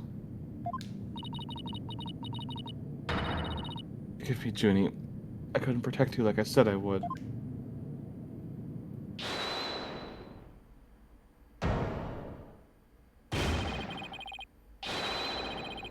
You leave Athena alone, man! She's the one who saved me! It was because of Athena that I could stop hiding and start living my life as a girl again. Oh my god. Son of a bitch. That would be such a good... Yeah, I'm right there with you, Mina. That such a little change to this could actually make this fucking amazing, but, like, God.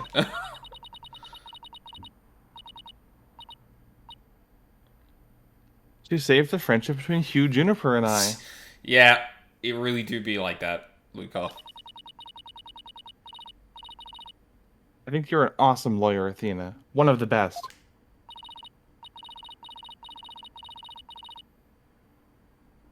But I raised false charges against Hugh. And that's not all. I've done some seriously unforgivable things.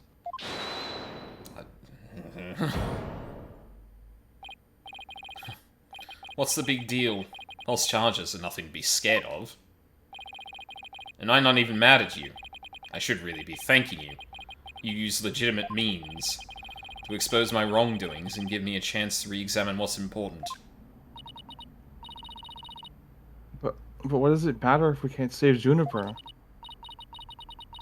I mean, the whole reason I've come so far is...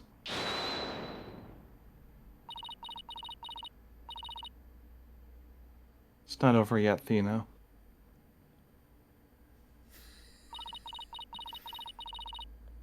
Even now, at this very moment, I still believe in you. Junie. I know you better than most people, Athena. And I know you would never surrender to the dark age of the law like the professor did.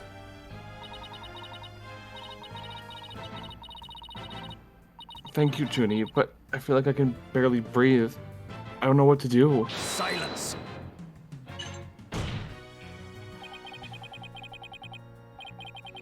Stop your blatant this instant. You look an utter fool. Prosecutor Blackwell? There is one who awaits you, is there not? And the reason that you have studied so very hard. Are you prepared to give up on all you have worked for thus far? It would not do to have you disappoint you know who.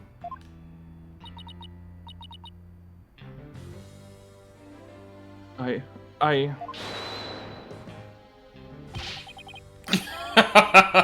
You're wasting your time. You have nothing on me. No evidence or anything else to establish my guilt. The bright, cheery dark age of the law where the ends justify... You fuck... dipshit. You are helpless before the might of lawyers for whom the ends justifies the means. Objection! Don't worry, Athena. You're doing fine. The truth will always win against people like him. But Apollo, what am I supposed to do now?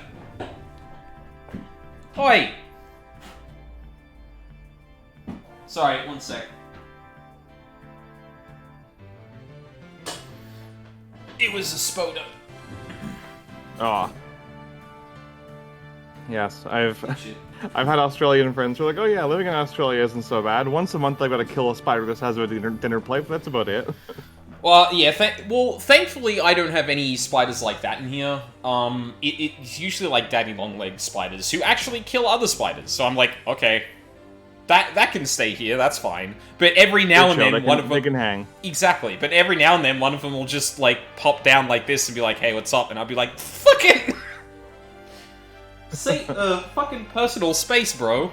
You're not even paying rent. Get out of here. Listen, all you have to do is take a deep breath and look back over the entire case. If there's truth to be found, there always is. You're sure to find it. Now let me see you smile. Remember what Mr. Wright said? The worst of times are when lawyers have to force their biggest smiles.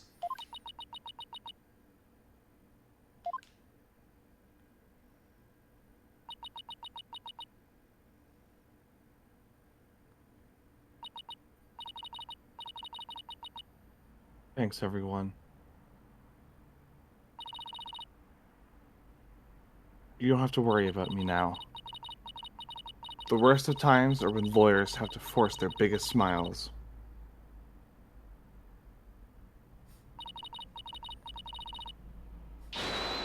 Athena Sykes is psyched and ready to rock. Prepare for your utter defeat. Mind Palace time. Ah. Now we're having the brain... Or now Athena's having the brain blast. Yeah, thank you, Cookie. Yeah. The words right out of my mouth. Professor Court wasn't killed in the art room. She was killed right where her body was found. We know because there isn't any time to move the body there from somewhere else. That means the body had to have been hidden somewhere on stage until it was found. Let's think along these lines and see where it takes us. First up, when did Professor Means remove the body from its hiding place? Let's see, what was he doing right before the body was discovered? He was using the span of time his fake alibi created to move the body to where it would be more easily spotted. Therefore, the only time Professor Means could have removed the body from its hiding place is during the mock trial.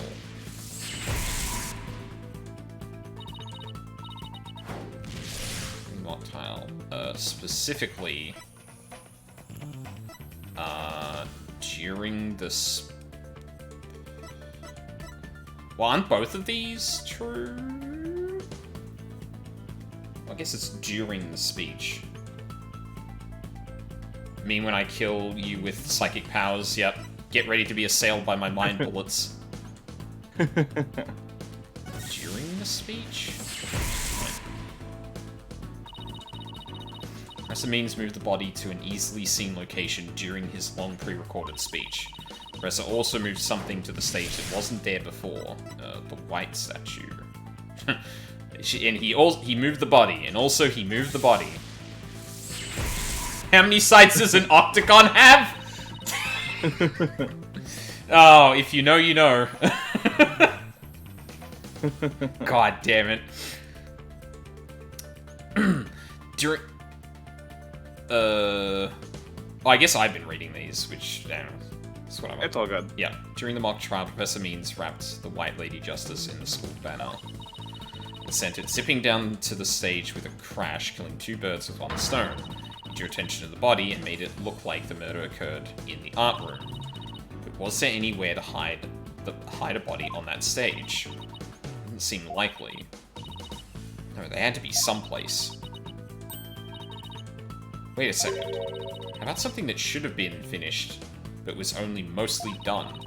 Something was used to cover the body up, but it didn't draw undue attention because it looked like it belonged there on stage. In that way, no one would suspect there was a body hidden inside. What was already on the stage and capable of concealing the body?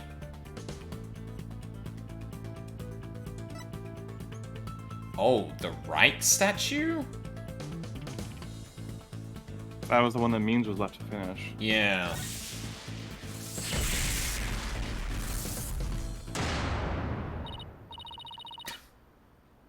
Oh, I know. The Mr. Right statue was never actually finished. The body was wrapped under some cloth to hide what was really inside, cleverly disguising it as the boss's statue. Zoom out from her big crescent moon-shaped Big fang. brain. Big, beautiful brain. Miss Newman gave up the right statue, yet Professor Means finished it in a single night. Yes, what an impressive feat that was. Objection! No, his so-called work of art deserves none of our praise.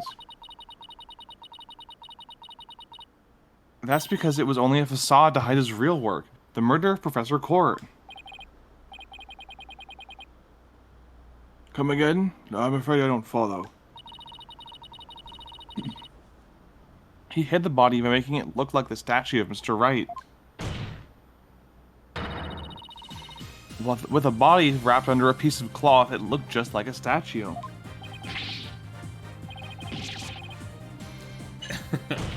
I second that. What? Now this is getting interesting. Nobody may speak but me. No! This is getting preposterous. How would such a thing even be possible? Objection!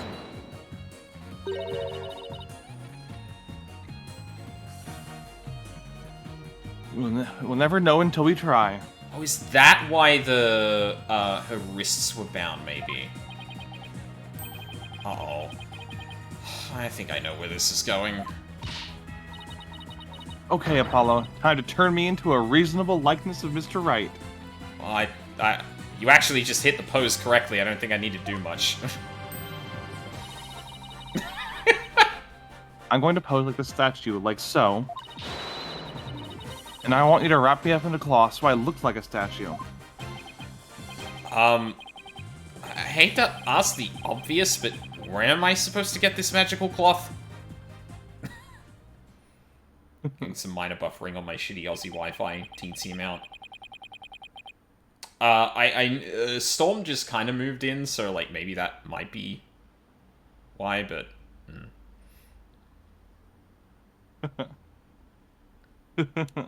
This is my medium punch. Yeah. No, you... Oh, sorry, go on. I'm afraid that isn't the right color, Mr. Justice.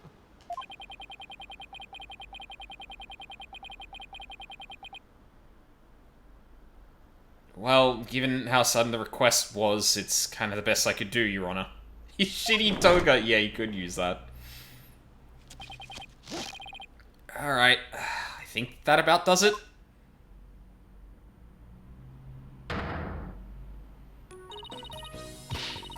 Well, what do you think, everyone? Do I look just like a statue of Mr. Wright, or what? Looks like some random It's person. some random person to me. Are the statues a pair of busts? Phoenix Wright has that Surprised that's- spiky hair on the back, so we're fighting over these. Forget the hair. The statue's head is way bigger than your average person's anyway. Ouch. I hand to me for trying anyway. Wait, that's it. The hands. Her arms are raised over her head and there are dark bruises around her wrists. Yeah, Professor was probably tied up with something.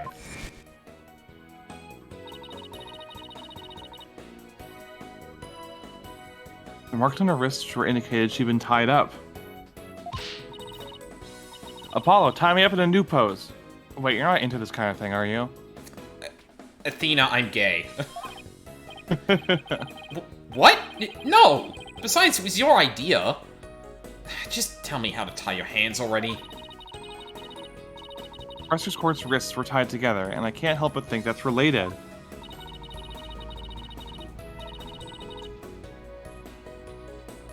How should I arrange myself to match the shape I want, given her hands were tied?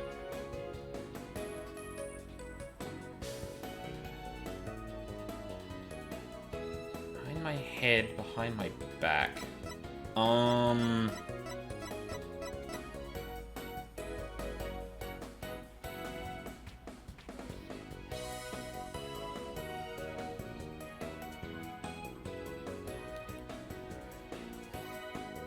I actually don't know. Think about what one of the people in the crowd commented. No, behind... It's really behind my head for the spiky fucking hair. Apollo tied both my hands behind my head.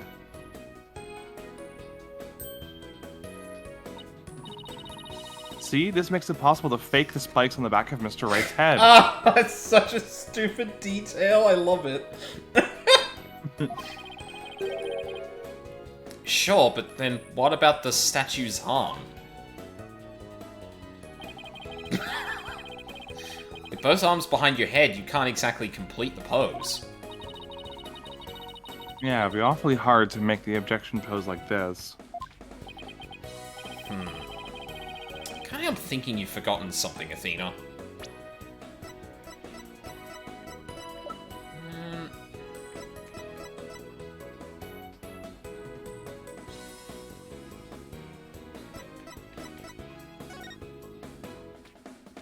You could have used the thing that's already there to do that, but...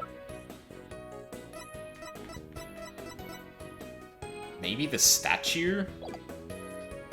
No, but that got repaired and then was broken when it got back down to the stage, and it's sort of been something you had to do before. Yeah. Something on the body that you don't have right now. Something on the body? We don't have a picture of the body anymore, do we? Actually, I don't think we ever had a picture of the body. It's a bit annoying because I wish I could stare at that right now. Yeah.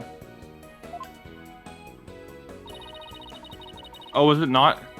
We have a picture of what it was supposed to look like in the script, right? Do we? No? Okay. Yeah, no. Yeah, which is odd, because, like... Check the autopsy report, maybe? Yeah, nothing to... No. No.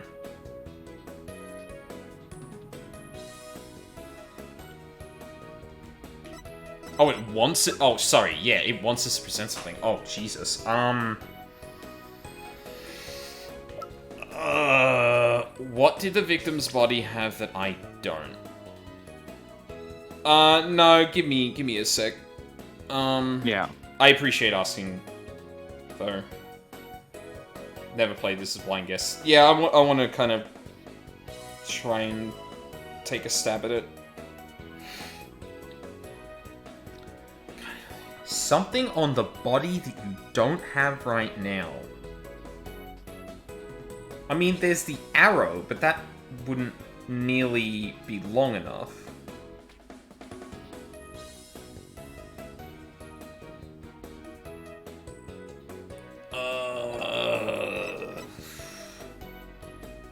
I mean, it is something we're missing, but, like... That doesn't seem right.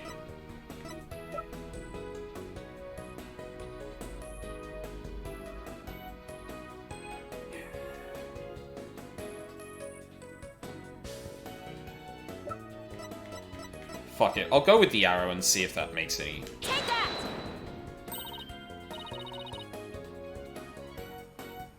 Oh, right. There was an arrow sticking out of her side. Okay.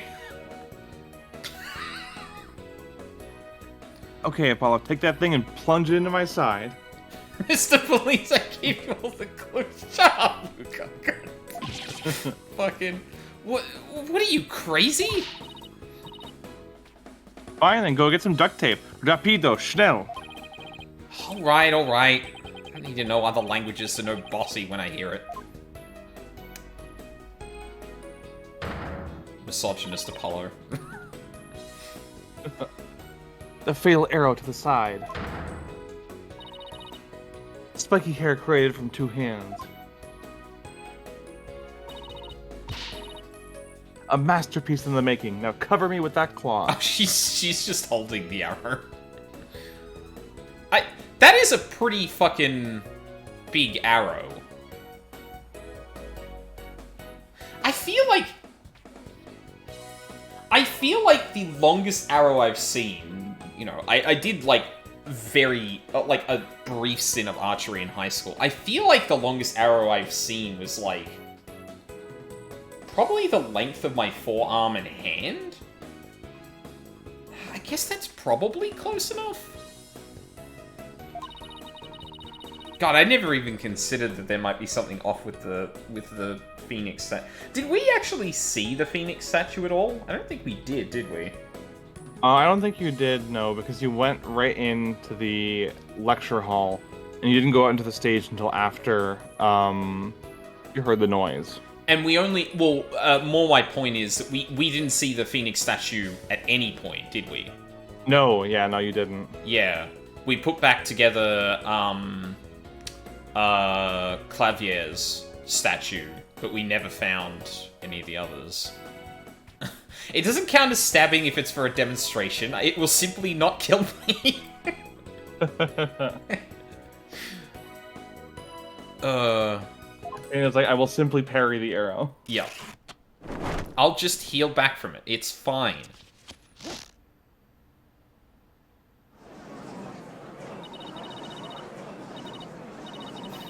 Mommy, the arm's too short. Shh, remember your indoor voice, dear. Nobody's buying it. The arrow's nowhere near long enough. Yeah, okay. But... My organs will dodge the arrow. What else could you use for the arm? Still won't give up, eh? I must commend you if only for your spirit and determination. Of course she's not giving up. After all she's put me through, she owes me an explanation, and one that makes sense. That's good. Oh, yeah. Don't worry, the arrow just missed all of my organs. All of them? That's a good call, Cookie. Thank you. Now disappoint me again, and the penalty will be doubly painful. Yikes, I guess I gotta get it right this time. Think, Athena, think! Professor Court was murdered when she stopped by the stage to see Professor Means. It wasn't premeditated. He must have used something close at hand in his little ruse. Apollo, show me those stage setup photos again. Like that? Right now? Okay, hold on. Are you gonna be able to see it while you're tied up like that? Or... Please, please, please, please be in this photo. It just has to be. The arm on the Mr. Right statue was really this, right here.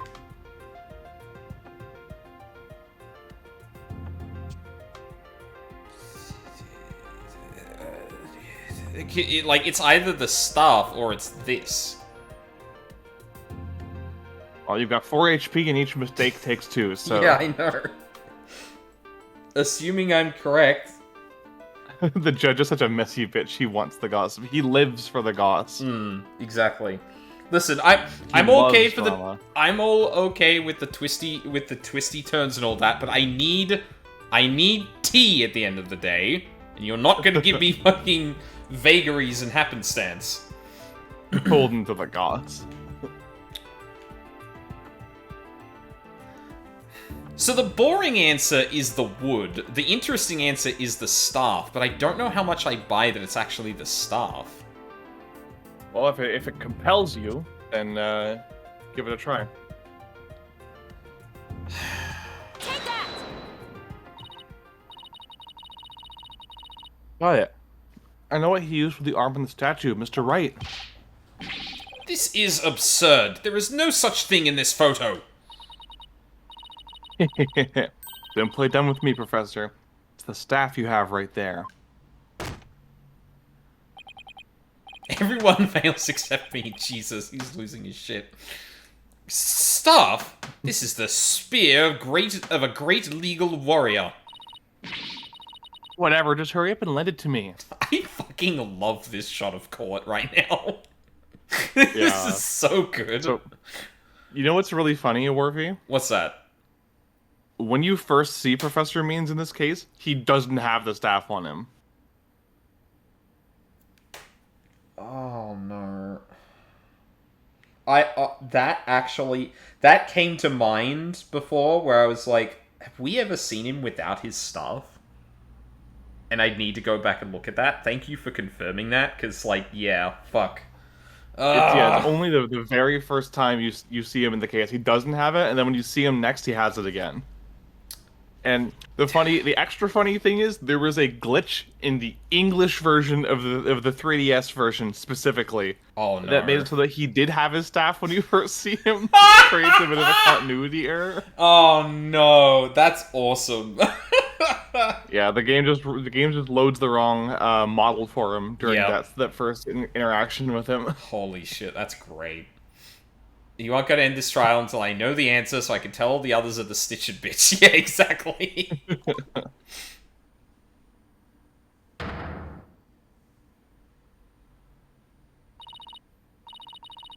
The length is perfect. Mr. Wright couldn't possibly object to such an awesome arm. Okay, go for it, Apollo. Sure, I'll give your arm a hand. Cloth and binding coming right up.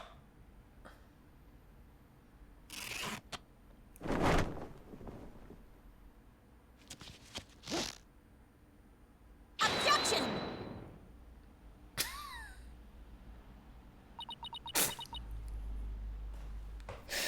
Oh, that looks unfortunate. Yeah? Oh, Just to confirm, Electricity dear. walked by the screen, took one look at that silhouette, and then did a jerk-off motion. Thank you, Alcesti.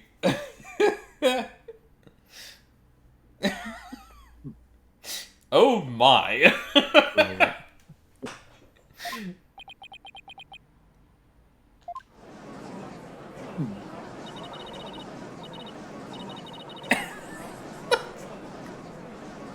Look, it's that famous lawyer, the one made out of newspapers. Yeah, okay. We did it. Didn't we? Ha ha!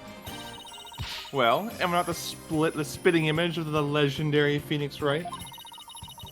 The man who will bring us out of these dark ages and into an era of brilliant golden light. Athena is a bum, he can barely pay you. Yeah, yeah.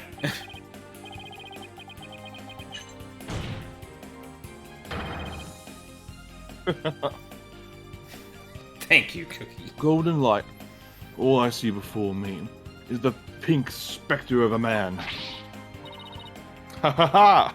Ha ha ha ha! That's just because Mr. Wright likes the statue. He's positively tickled pink. Get it, Apollo? He's tickled pink. This is my most embarrassing day of court. Ah, that joke deserves a pink slip. Meanwhile, Mean's just sweating bullets in the stand like, oh fuck, oh Yeah. fuck, I can't believe I'm gonna be taken down by such a stupid fucking duo. Yeah.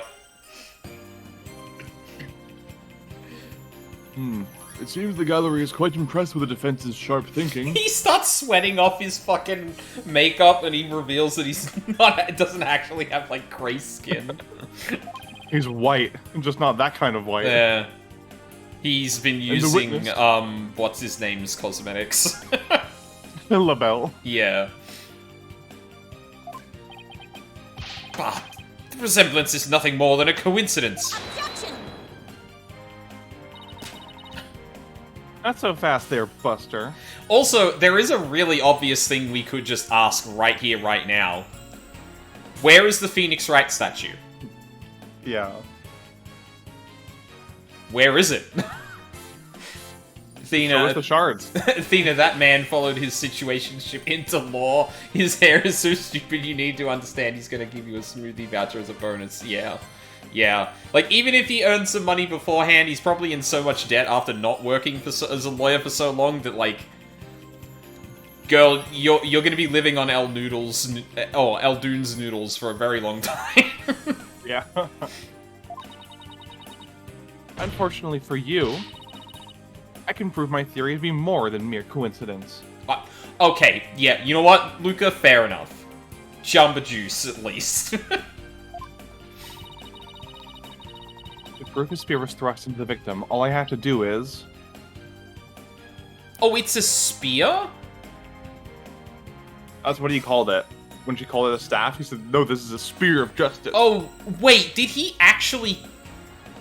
Okay, I didn't think of that, Jesus. Test the spear for blood.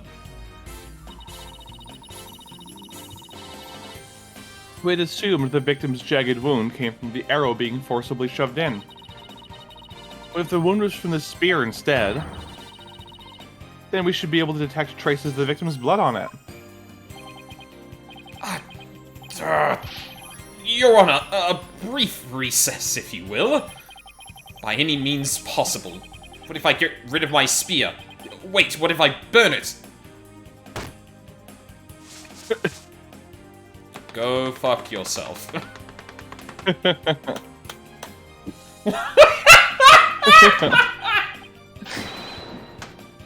If I do that, I'll be found innocent. Yes, I'm innocent, I tell you. Objection! Surely don't expect us to take lectures from you now. Now, I ask you in the gallery. Help me decide the professor's fate.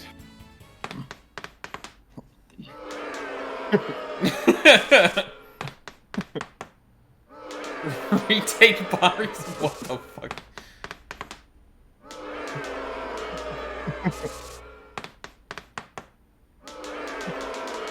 Oh my god, this is the most elaborate breakdown I've ever seen. Yo. Yeah?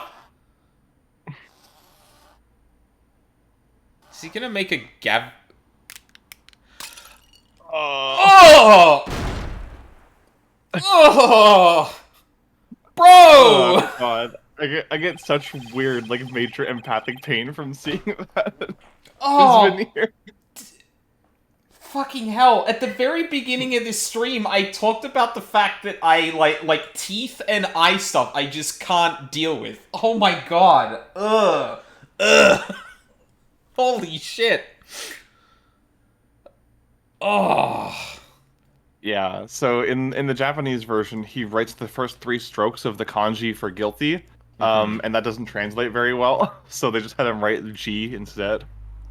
G. Suffer Love like G did. Yep.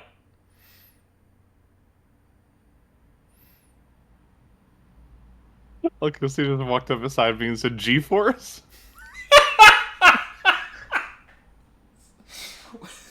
What if I give everyone graphics cards? That'll mean I'm innocent, won't it? Awesome.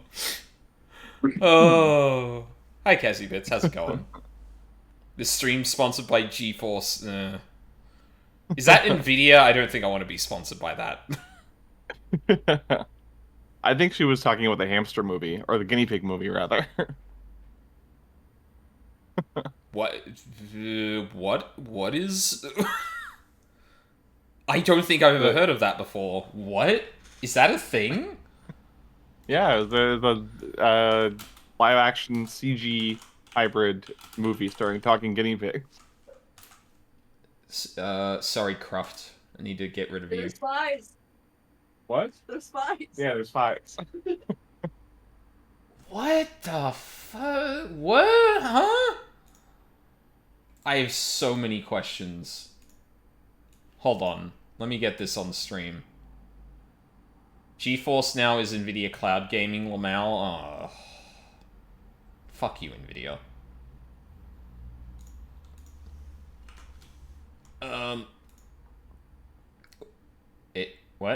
It's coming. There we go. What?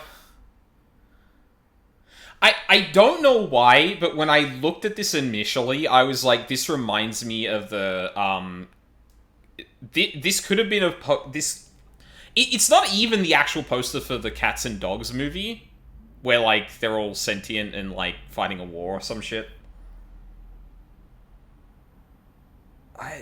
The movie's wild. Nicolas Cage plays a mole who gets thrown in a dumpster and then crushed to death by a garbage truck.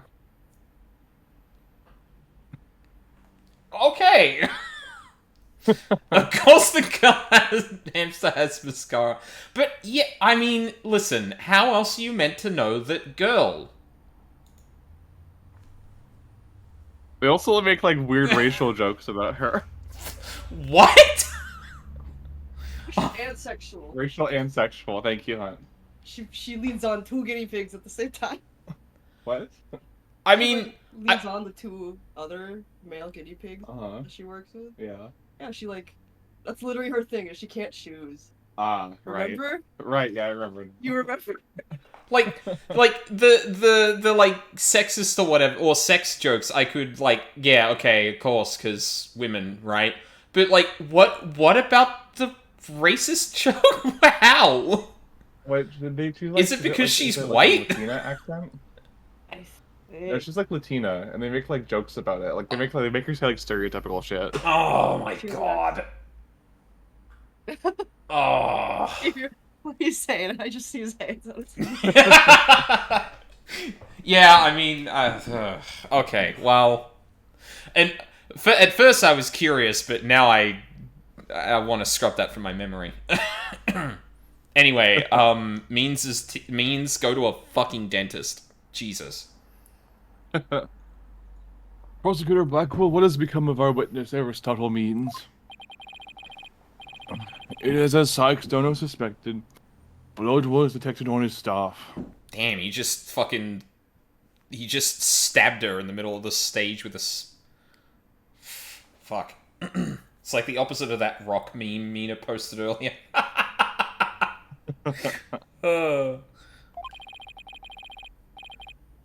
He is admitted to his heinous crime. All of it. He shall join us in the clink tomorrow. His teaching skills could be put to good use there. Great. He'll teach felons that the end justifies the means. So much for rehabilitation. Can I ask what the professor's motive was? Yeah, that seems pretty important.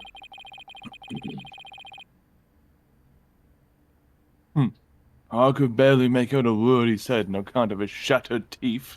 The idea that when he was smiling like that, he wasn't just like, it wasn't like a wide smile, he was actually like grinding his teeth together so hard is like... Yeah. Get this man some dentures real.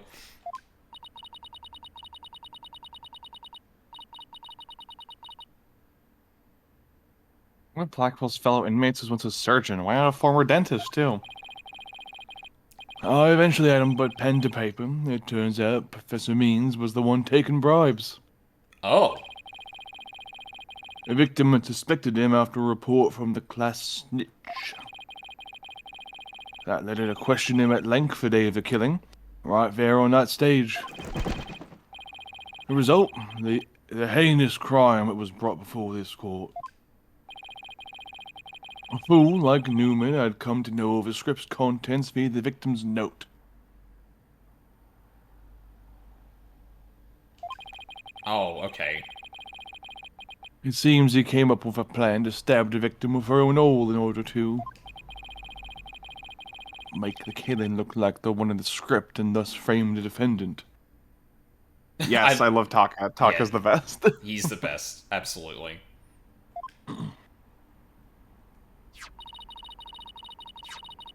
But that scrap of paper with Hugh's name had the same mark as Professor Court's planner.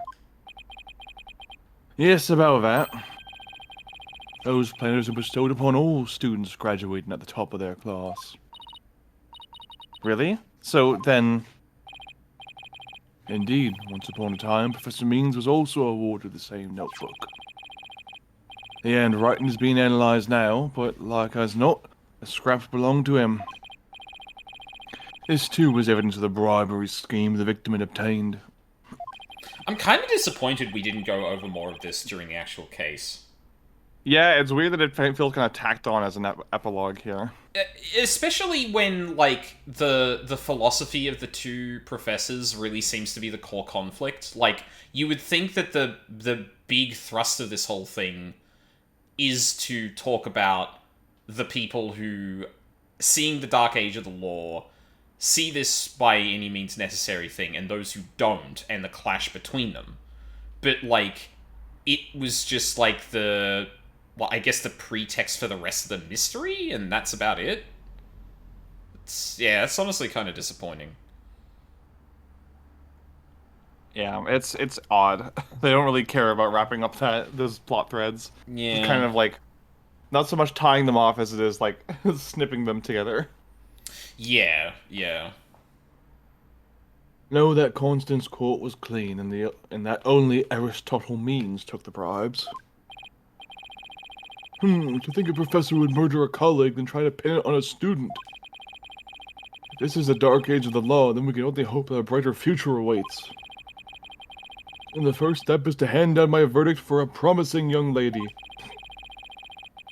The court finds the defendant, Juniper Woods. I like how it turned to her for a moment, just like, Hey, any last confessions anyone wants to make? Yeah.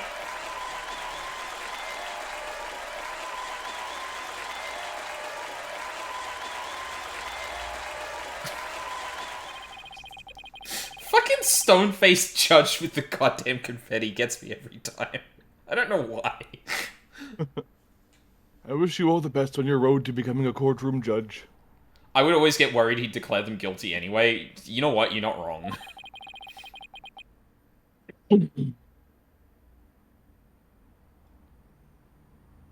We will need young people like you if we ever hope to restore the law to its former glory. Yes, Your Honor. I'll work as hard as I can. Maybe one day I'll be able to work with all of you to make a difference.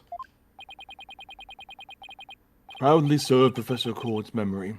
Do not let her death be in vain. Oh. The last thing I expected to hear from him today. Court is adjourned.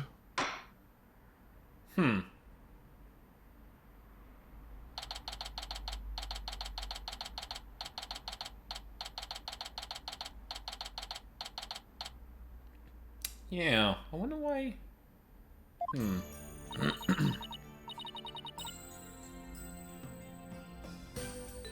Thank you, Athena. I really mean it.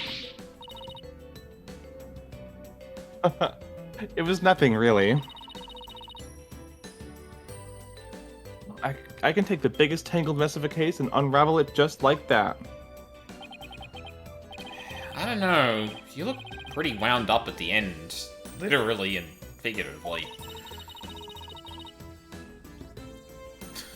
You look pretty hungry for a knuckle sandwich, Buster. I love her. She's so hyperactive and brolic. Yeah.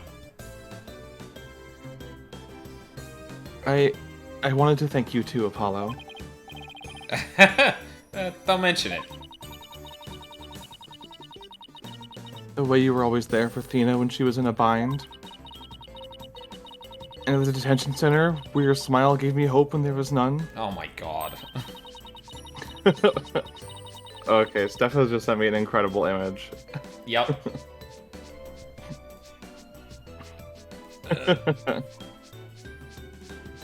I'm ready. It was... Okay, I'm sending it to you. It's, Okay, it's yeah. It's a Tumblr link. One sec. Oh, okay, yep. Sorry, I thought that's what you were about to do, so... Oh, yeah, I just had to queue it up. There we go. Yeah! Fuck, I love that meme so much. Hang on, I need to... I don't know who one of those people are. Yeah, you'll see. PNJ? Huh? That's the Huh? file? The file... I inspected, or, like, threw up the, image only. So I went to the Tumblr link, and then I just went, what was it? Open image in new tab. And apparently it says PNJ? Hold on, I'll pull it up so everyone can see. I think it's that one. No, it's not that one. That's the wrong one. This one? There it is. Peanut and jelly. Yeah, exactly. New file format. Wait. A, B, C, D, E, F, G, H, I, G, H, I, J. No, okay. Because if that was like a C++, C, C++, C# joke, I would have thrown something across the room. But yeah. Good. Good image. I wish I knew who the guy on the left with the Gyaksa... the Bancho coat? Yeah. I don't know who that is You'll yet. see. I guess I will. But also... It was like... Sorry, go on. Yeah, look. PNJ. Actually, hold on. I can... No. Okay, you're gonna... Obi... Okay, fuck it. Don't worry about it. It's fine. You all have to believe me. Alright.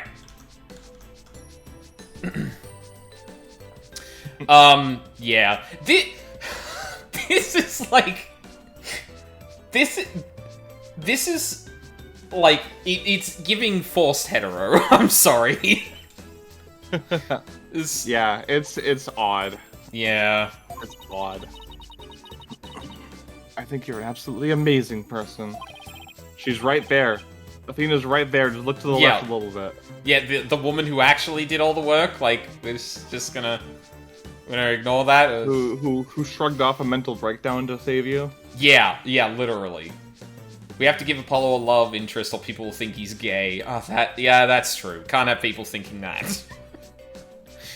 The thing is, it's not even like a love interest. Like, she has a crush on him, but he absolutely is not interested in her. Yeah, or at least that's how it's read to me so far. So like, and that's what makes it even more like competitive. It's just like, oh, we need to, yeah, the ladies love Apollo, which like, okay, did like, yeah, I don't know, whatever. Like, it's very clear throughout the entire series that like it's accidental gay in like every single instance, and it happens so consistently.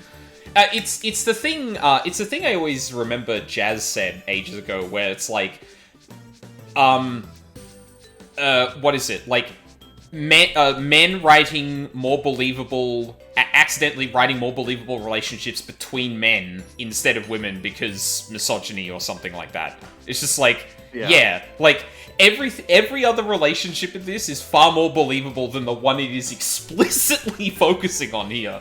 It's crazy. Like, how do you shoot that?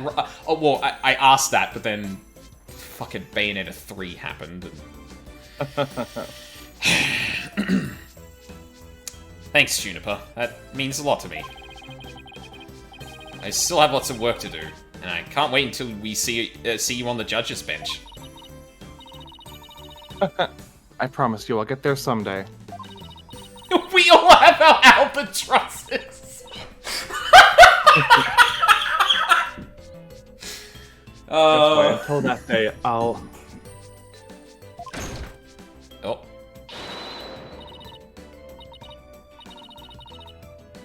Hi, Guys, I've got Juicy. some big news.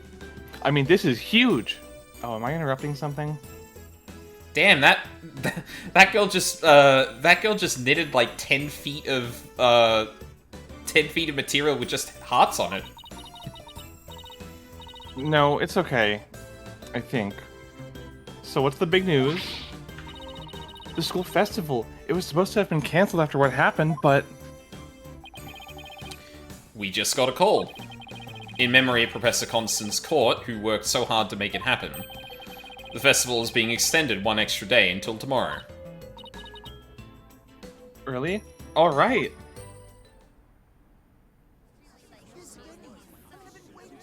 Okay, this feels appropriate to actually have as a fucking, as an anime bit. Yeah. We've got a special treat for all of you. A love letter for Themis Legal Academy. Achtung, baby. It's time for the guitar serenade.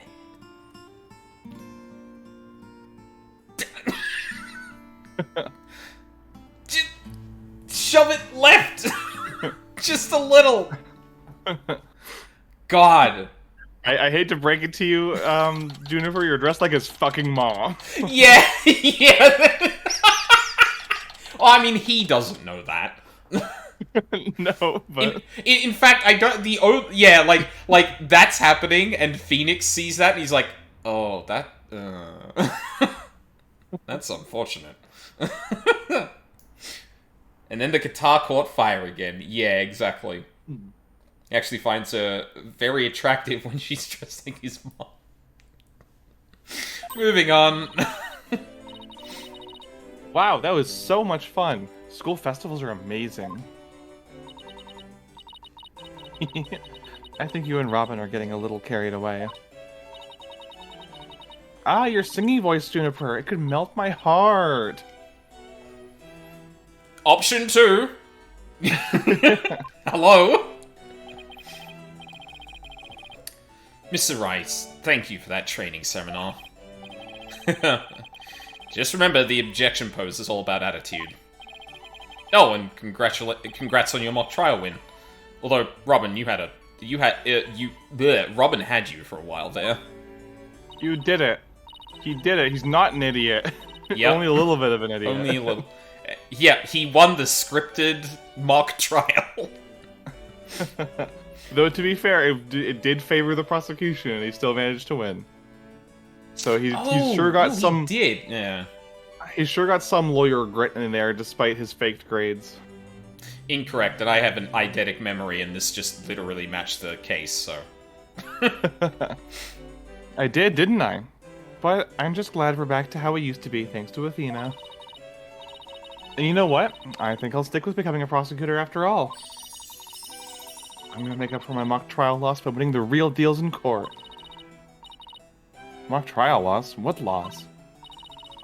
Wait, did they reprise the trial and Hugh won? Okay, I'm glad I'm not the only one that forgot that, and Athena's just now catching up as well. That's good. Bailboy domination? Level-headed lawyer course genius and hot-blooded prosecutor course student. We'll go. Oh yeah. Okay. All right. I don't want to read more of Miriam's fucking lies. So, does that mean it's really gonna happen?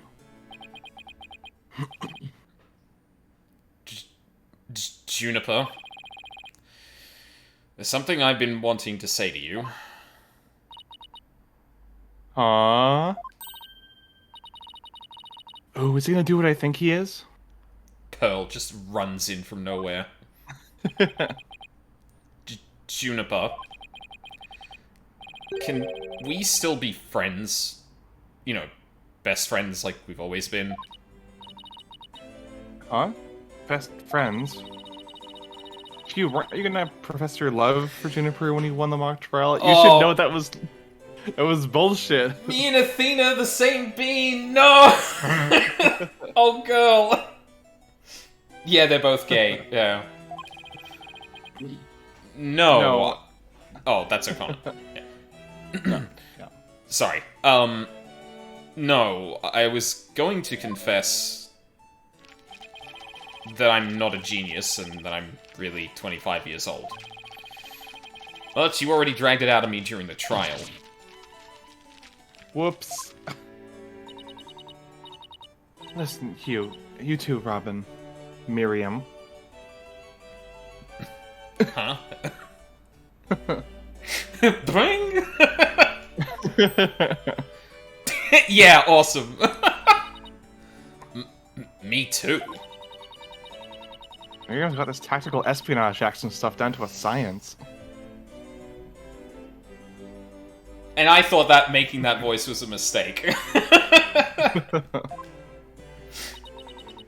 I mean, to be fair, literally the first line anyone says about her is Athena's like, I think there's something in the box, and Apollo says, I hope it's not a snake.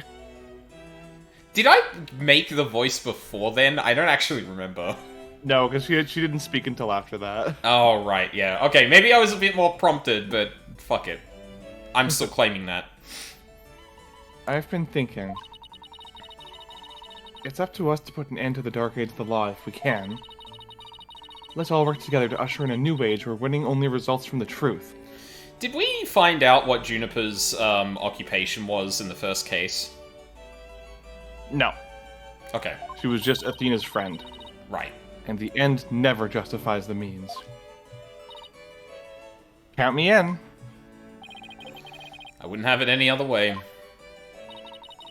She's never gonna take the box off. God damn it. Oh, best friends forever, huh? No matter what no matter what anyone says, nothing beats true friendship. You bet. And what about your BFF, Apollo? Aren't you a bit old to be using that word? But, yeah. He's the best friend a guy could have. Huh? Wait, who was that referring to? He was very briefly Oh, mentioned. right! last The case. guy we still haven't talked about. Yeah. Oh, why? Oh my... I really don't like the way it's handling shit like this. It's so... No, this is Apollo's second backstory. Oh, God. His best friend that he's never mentioned until now, and who has never showed up even once. Trust me. Yeah. He exists. Trust me. Yeah. He doesn't live in Canada. I promise. My best friend... I was about to say, my best friend from Canada. Which reminds me, we're supposed to meet up and gossip about the new girl in the office. Hey, you're not talking about me behind my back. So what kind of guy is he, anyway? Well, I had to describe him in one word.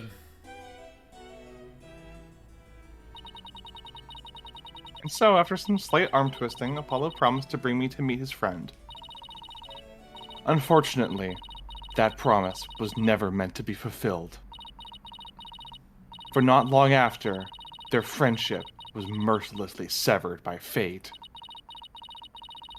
And the bonds between us began to fray and unravel as well.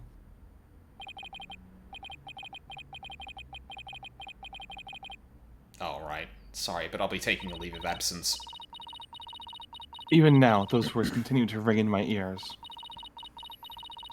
The discord in our ever-cheerful Apollo's voice made him sound so cold and distant. Why, Apollo? Why? Why would you leave us all behind? My co-author who lives in Canada, that's me. Real. Alright.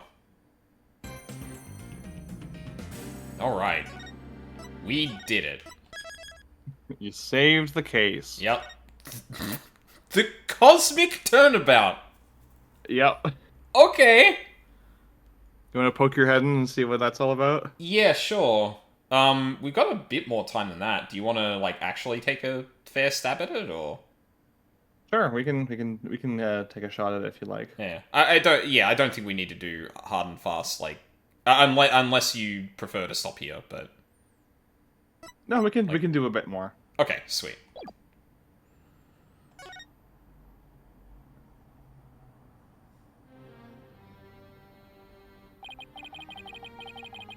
The courtroom bombing incident. A terrible attack launched by the will of a madman. That incident perfectly symbolized the state of the legal world in this dark age of the law. Mr. Wright brought it to a resolution of sorts.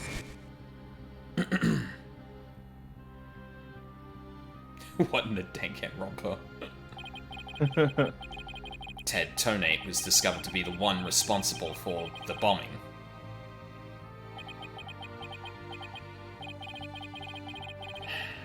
If only it were that simple. Somehow, I can't help but think.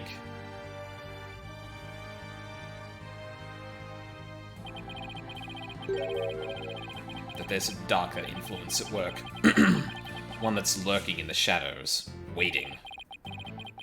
That's why I want to review the trial that was taking place when the bombing occurred. After all, I've got more than a few personal stakes in it.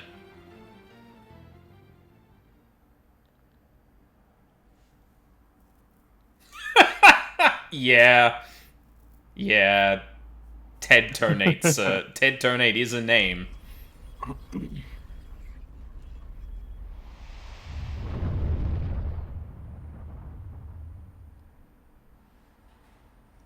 Is that Ogawa Space Station? 1 hour remaining until launch. Please begin your final equipment check. Check complete. Everything's A-okay. We're ready here whenever you are. Oh. Come in, Act 2. Come in. Do you copy?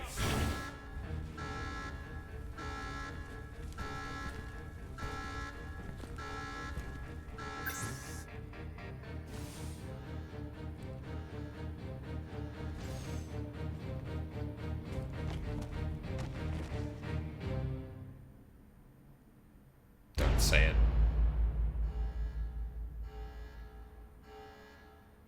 So if there were two astronauts who failed to take off and go to the moon, and one of them killed the other with a knife, would that be fucked up or I what? think that'd be pretty fucked up.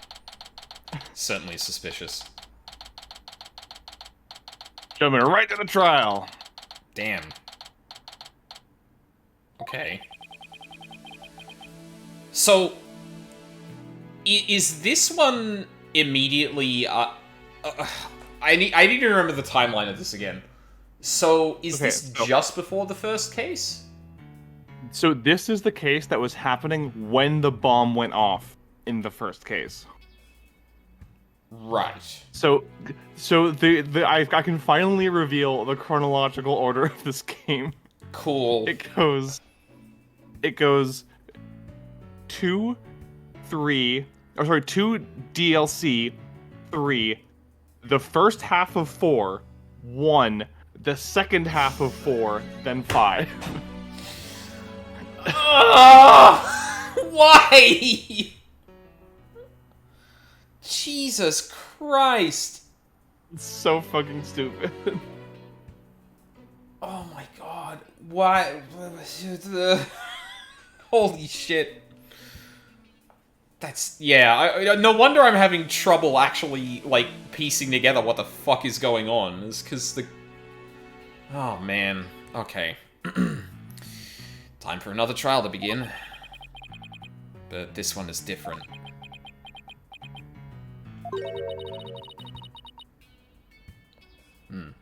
I'm sorry to bother you, but... ah. Are you alright, Apollo? Ah! Was I making a scary face just now? Hi, Juniper. Yes, I'm fine. I was just doing my Cords of Steel exercises. Now I'm all ready to go. Yes, knowing you, I'm sure you'll be just fine. Oh, I've brought you a present from my garden. Is this a lotus root? That's right. My grandma says lotus root is good for your eyes. She even says if you look through the holes, it can help you see into the future. It's good. It's for good luck. Maybe later you can cook it and... Thanks for this. I'm gonna have some right now. Arr. Oh, my. Mmm. Kind of tough, though. You can't eat it raw, but... Thank you for the enthusiastic try. Oops. She didn't think me weird before, she will now. I gotta calm down. Apollo, I'm sorry I'm late. Bro, you're supposed to fry that and turn it into cool-looking chips? Yeah, exactly. Jesus. Hi, Tina. Junie, I didn't know you were coming today. Did you come to cheer Apollo on? Oh, I get it. You sly little thing, you. Coping, Yeah, not seething. Yep. I'm not mad. Yeah, stop. Quit kidding around, Athena. Trial's about to start any second. Is everything all set? Oh, Apollo. When will you ever figure it out? Figure out what? Arrow King.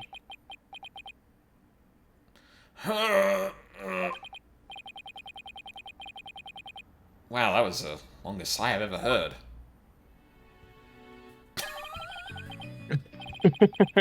This fucking Larry Butts looking motherfucker.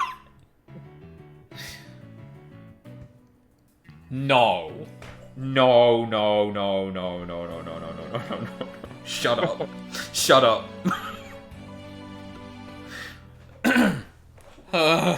This is it. It's all over for me. You're gonna find me guilty. Okay, no, okay.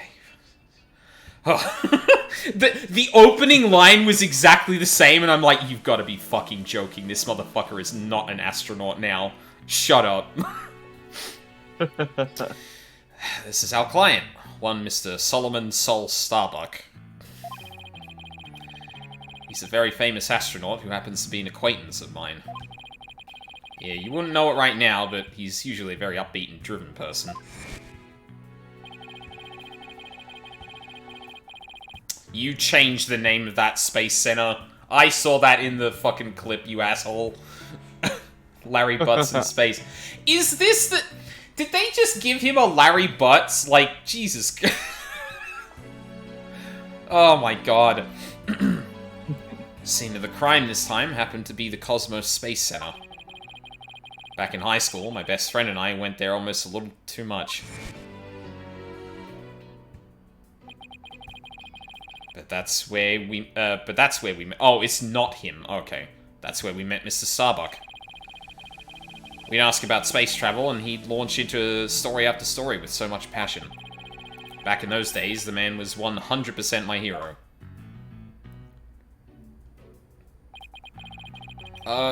You sure you're okay with being my lawyer, Apollo? Of course I'm sure. I know you, Mr. Starbuck. I know you're not the type to commit murder. Thanks, but... I was supposed to be in space right about now.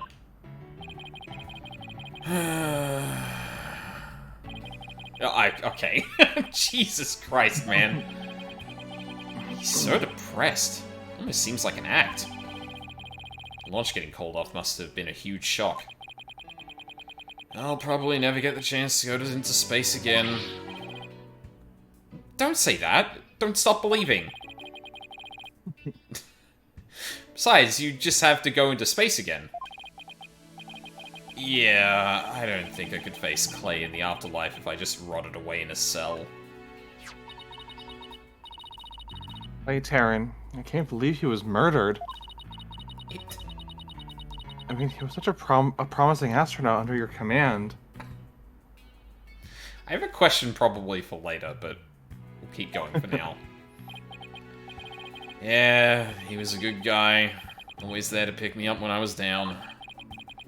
No one loved life as much as him, that's for sure.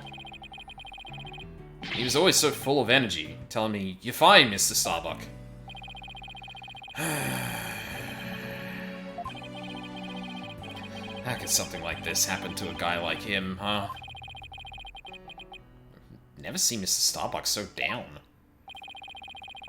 Oh my god. Clay's gone and I'm going to prison.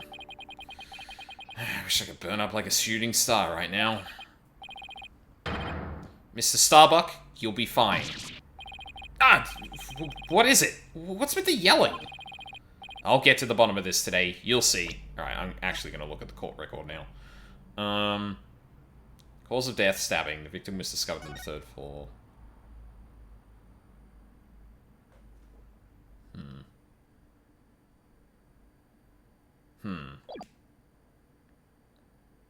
Oh, that's interesting. Oh, maybe not. I was gonna say the little, like, zip things, like, torn there, but if it's actually a zip, like, yeah, that's not... There's not much interesting about it. Victim in this case, he was a Hat 2 crew member and a close friend of mine. Oh, that was... Okay, yep. The defendant in this case, he was a Hat 2 crew member and a mentor to the victim. There's no Apollo in here. God damn it. And in exchange, I want you to go back into space for you and Clay. Promise? Does that mean you have lots of evidence to prove my innocence? Oh. Well, I just checked the court record and I only have the autopsy report. So, you know, it's a start. All good. Yeah. We didn't get to investigate the area as much as I would have liked, thanks to the police. I'm done for. I'm a goner. Everybody thinks I did it. Thought I was gonna soar like a comet, but I'm just gonna crash like a meteorite. No, don't say that, Mr. Starbuck. Don't count yourself out yet. Actually, shit. I probably should have had a break for before we went into this.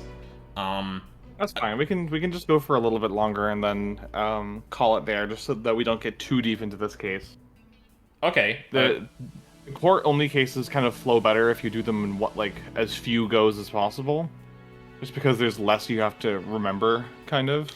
Yeah, you know what? That's a good point. Well, yeah, so this is a court-only thing? So there's gonna be no investigation whatsoever? Not for this part. Oh, okay, yeah, sure, right. I know it's hard to lose a teammate, but you've got to keep going. What about you, Apollo? What about me? I was just thinking, wasn't Clay your best friend? We need to focus on the trial right now. You all ready to go? Apollo. Trial is about to begin. The defense would please proceed into the courtroom. Okay, here we go. This is it. This is the one trial I can't afford to lose. Oh boy. For Clay's sake and our clients, I will find Clay's killer.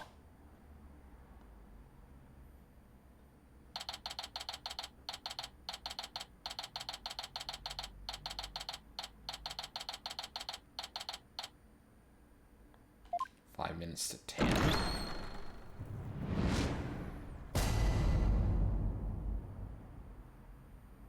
Oh, this is already injured Apollo. Oh, I didn't realize that. Well, the bombing hasn't happened yet, so... Huh.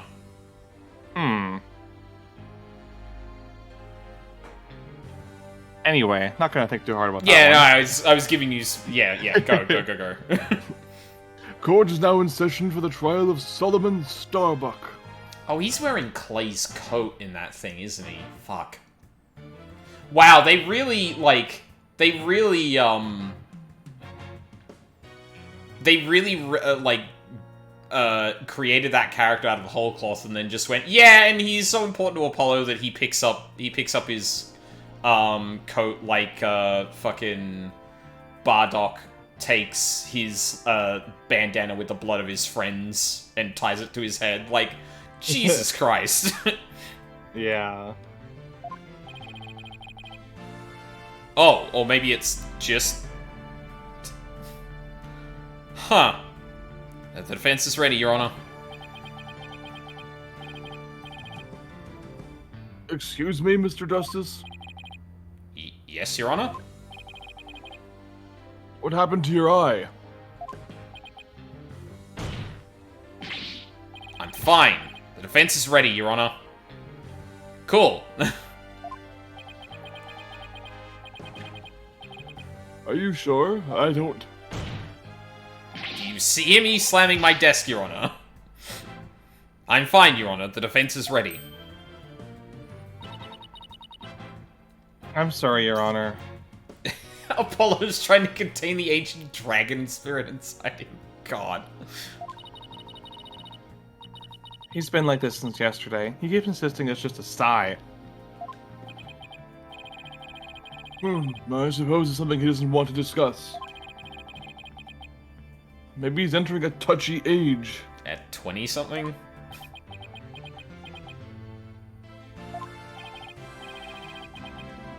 Very well, and the prosecution?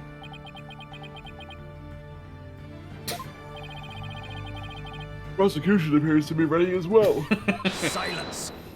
Oh.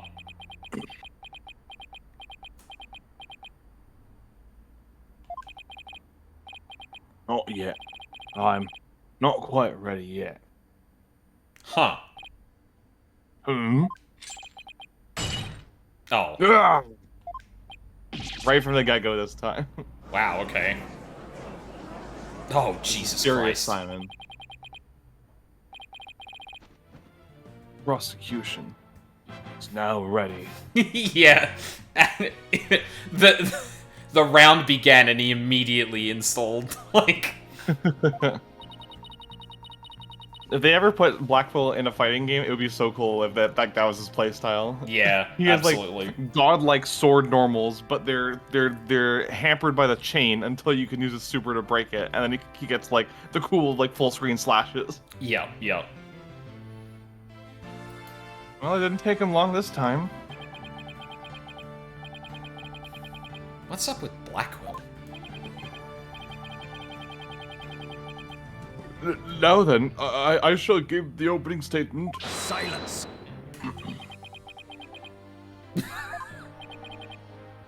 I'll do it. You will? What an unexpected surprise. This time I can't leave it to anyone else. I see.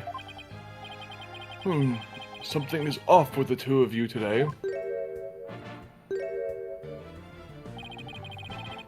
Both seem different somehow.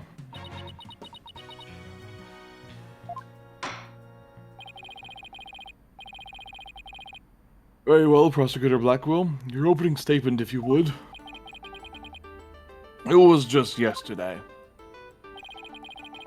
The crimes in question occurred at the Cosmos Space Center. Oh, that famous federal research facility of all things related to astrology, right? Astronomy. It's astronomy. Anyway, a rocket was set to launch from there. When at 9:28 a.m., before they could even move the rocket to the launch site,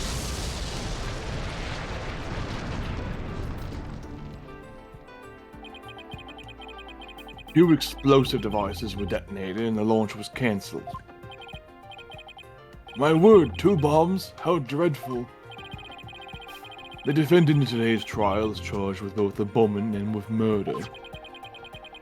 One Mr. Solomon Starbuck. For whatever inane reason, he detonated a bomb on the rocket he himself would be in. Solomon Starbuck? I recognize that name. Isn't he that famous astronaut? Correcting your boldness, Mr. Starbuck was a pilot of the At-1 rocket 7 years ago. As you may recall, despite some interstellar trouble, his mission was a success. Some say it was a miracle he returned alive. Or I suppose you could say he's a living legend. Oh, I remember now. He's become something of an international celebrity, right? They even turned that incident into a movie and everything. The movie... Oh, a movie... Oh, sorry. A moving and thrilling documentary in 3D. I thought they see documentary, even though that's clearly not Starbucks there. Yeah. Yeah, that's not... Yeah. I mean, where'd all his facial hair go? That can't be the same person. We got a real space pioneer in court today. But even heroes tumble from their lofty heights. Returning to the subject at hand. Ah yes, the victim was one Mr. Clay Terran, a subordinate to the defendant. Indeed, a loyal disciple brutally stabbed to death by his mentor. Stabbed to death, you say? You mean his death wasn't the result of the bombing? Correct. Despite his lofty dreams, the victim was seen as an interloper by the defendant. And so he was set not into space, but into the universe which we mortals cannot see. Clay. I think I've heard enough. The case seems pretty clear-cut at this point. However, there is one thing I'm curious about. Are we starting off with, like, nothing in terms of evidence? That middle box next to the witness stand. What purpose does it serve exactly? Since you asked so nicely, it's your coffin. Oh, have mercy on me! I jest. It's evidence. Due to its immense size, we have little choice but to lay it where it rests now. We shall get to the contents of the box in due time. Whew, I feel like I just lost 50 years off my life. Do you have 50 years left? Thank you, Athena. Inner monologue, Athena. Inner monologue. Enough jabbering. Bobby Fulbright's the name. In justice we trust. Ah, Detective Fulbright. Very well then, please explain the details of this incident to the court, if you would. On it. First, take a look at this pamphlet from the Cosmos Space Center. In it, you'll find a diagram outlining the overall layout of the Space Center. Okay. Ah, here we are. For a more detailed look at what's on the left side of this building... Oh, Jesus Christ.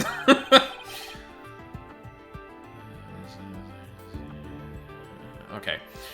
Take a look at this cross-section that we have, that we, the police, have created. See the launch pad in the main building? The launch pad is the square building, and the rounder structure is the main building, right? You got it. The incidents took place in the in Launchpad 1 and in the main building's lounge. I'll be using this diagram during my testimony. It'll make it easier to understand. Space and diagram, yeah. Okay. Do you mind if I at least go through this? Because I don't want to have, I don't want to, nothing has been explained about this case yet, and I want at least something to think about. Oh, no, of course, yeah, of course. Yeah, okay. If it's a documentary in the same way Blair Witch is a documentary, yeah. Just before the rocket was set to launch, 2 bombs went off. Boom, boom. One on the second floor of the Space Center's main building, and one in Launchpad 1. Okay. Thankfully, only the 2 astronauts were in Launchpad 1 at the time. Two of them managed to make it back as far as the boarding lounge. But after the escape, one of the two was found stabbed to death.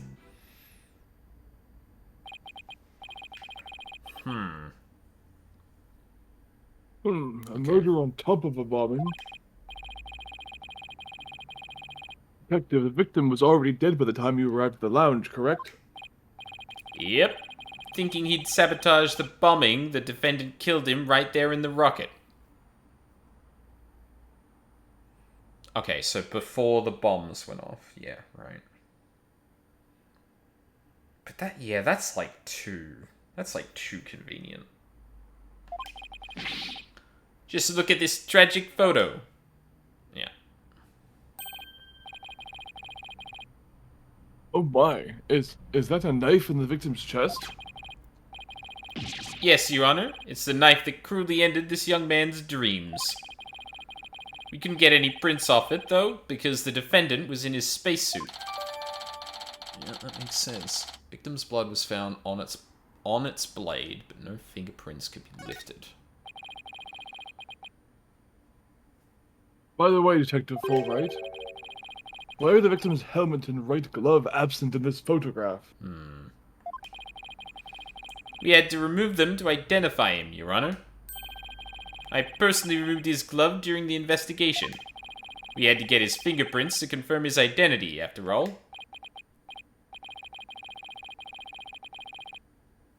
Yes, it would be very difficult to identify him without a face or fingerprints. So do you actually have any photos from before then?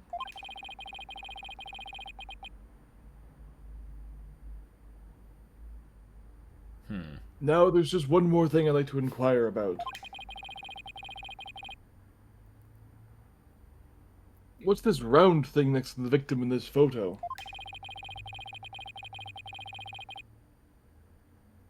Something so important to the victim, he took it with him as he escaped the launch pad.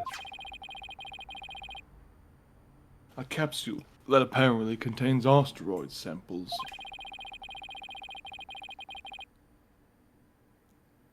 While obviously valuable for research purposes, it is no relation to this case.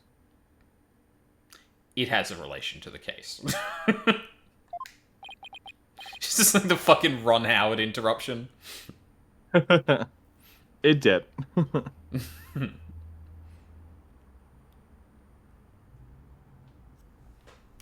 I see. So, we know that the bomb in the main building was on the second floor. But where was the bomb that was in Launchpad 1 located? Heh, that one was on the rocket itself. It was situated around the central part of the rocket. Apparently, the area around the Launchpad's elevator was a sea of flames.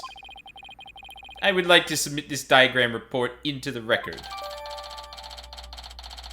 Explosion sparked a fire on the second floor of the main building and the middle level of the launch pad near the elevator. Okay. Else just started and we're already in a bind. You get used to it. Besides, that's what cross-examination is for, right? What the two astronauts were doing during the bombing. That'll be the key. Yeah. God. Really made the bandage on the prominent side of his face, too. Yeah.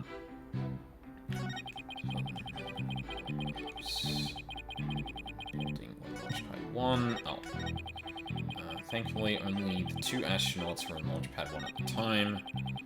Two of them managed to make it back as far as the boarding lounge. After the escape, one of the two was found stabbed to death. I might need to press everything, but this seems like the best way to inquire about what they were doing. Oh. Are you sure it was only the two of them? It was just before the spaceship was set to launch, so of course it was only those two. Well, it could have been somebody else inside that rocket. Silence!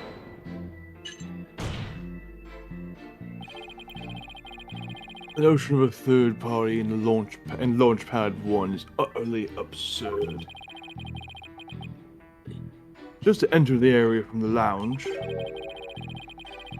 one must pass through a door guarded by a fingerprint recognition device.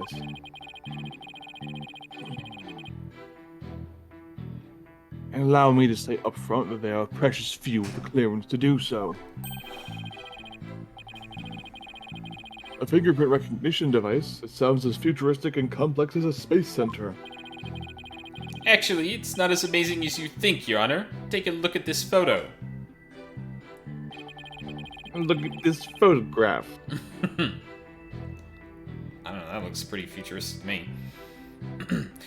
This is the door in the lounge with the fingerprint lock. Only personnel whose fingerprints are registered can pass through.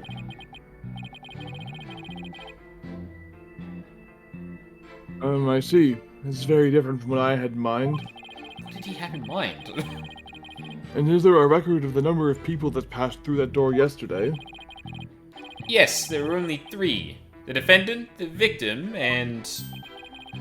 the director of the Space Center, Yuri Cosmos. Awesome name. It's spectacular. Doesn't that mean it's possible that the director is the one who did it? Not a chance. He was in the main building when the bombs exploded in 928. Doing his job directing the launch.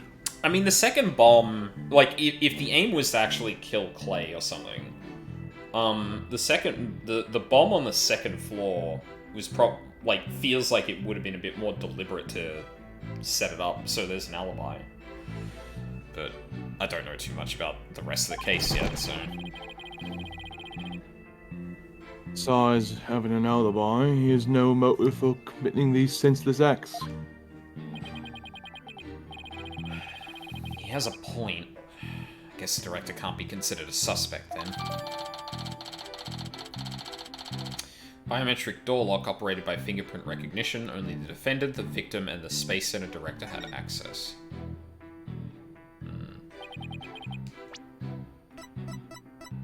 Is it just a picture? Oh, okay.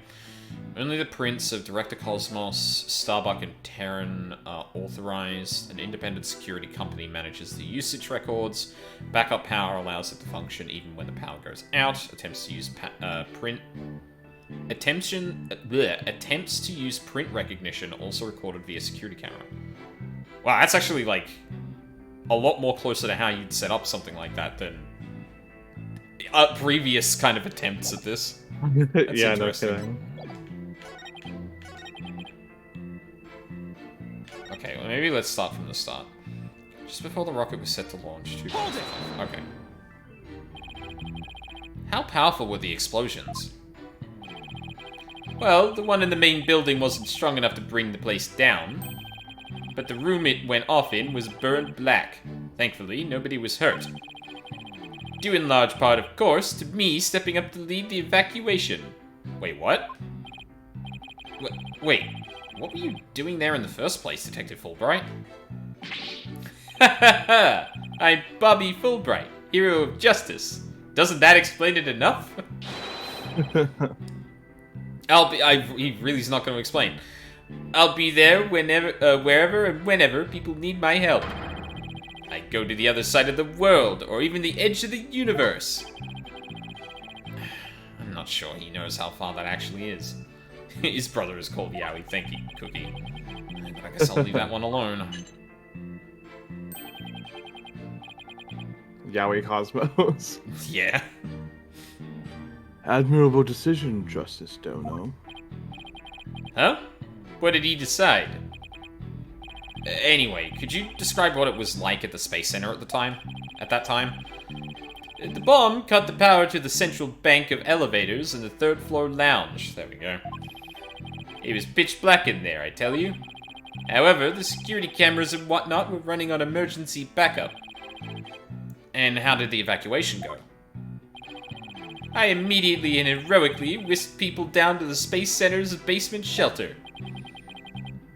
The basement shelter? Jesus, we're getting a lot of information just pressing everything. Christ. Yeah. But I guess this is kind of the nature of the thing. Instead of investigating it yourself, you just get told via initial testimony. Yes, there's an emergency shelter beneath the Space Center.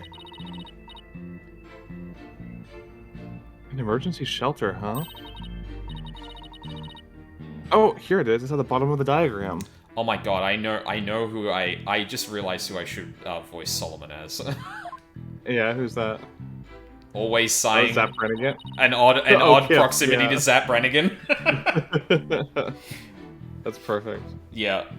I don't actually know his voice that well, though. I'm probably gonna have to listen to a video for next time. It's just like it's a very typical Maurice LaMarche voice. Like, he Yeah. just kind of sounds really put upon and really tired all the time. Yeah, exactly. He's sighing a lot. It's perfect.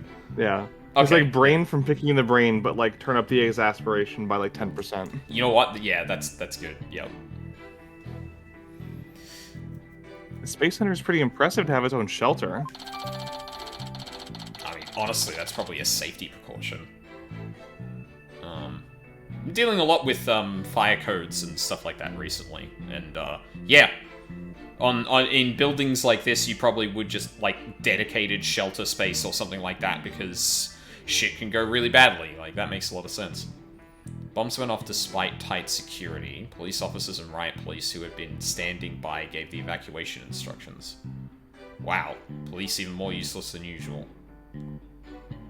Why were there police officers and riot police already there? Good question.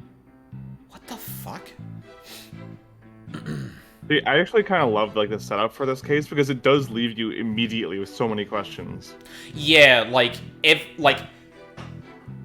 and there's just enough like context there that everyone else is just accepting it, but the player's like, wait, what's going on? What? Well, actually, no. I guess Apollo did question it a bit, but a bunker where a man needs to push a button. Oh no, not again. Power outage and evacuation seem unrelated to the murder at this point. I guess I'll leave that aside for now. So there were 2 explosions in total, correct? Yep, that's right. One on the 2nd floor, one there, okay. Press more. Let me get this straight. Mr. Starbuck rigged a rocket he was going to board with explosives? Huh? What are you talking about? If the defendant really did plant the bomb on his own rocket, he'd get caught in the explosion as well. Oh, I hadn't thought of that. Fine. A simpleton for a simpleton. It's all right. The motive. Understood. The defendant actually had astrophobia. What? Astrophobia? What's that? I didn't know he was a bigot. A fear of space, naturally. Just the thought of space could cause the afflicted to freeze up. Wait, the defendant? Yeah, Oh, Starbuck okay. does. Yeah, I could see that. Like, trauma from the first expedition. Especially if it is, like, as much of a miracle that he got back. I could see that. And so, in his terror, the defendant found a way to stop the launch at the last minute.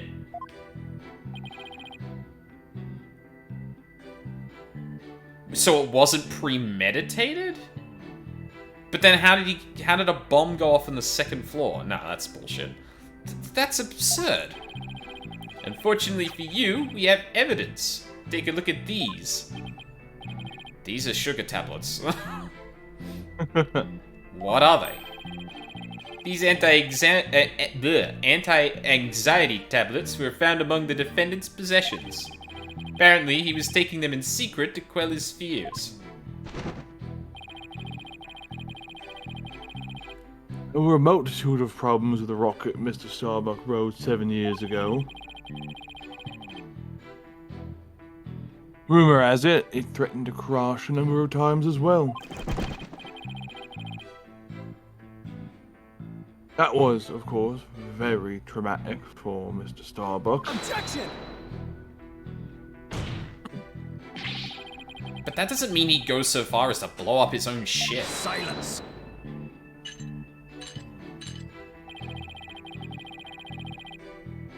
The defendant couldn't bear to mar his good name now, could he? No, not after the media had already branded him Soul Starbuck, space pioneer extraordinaire.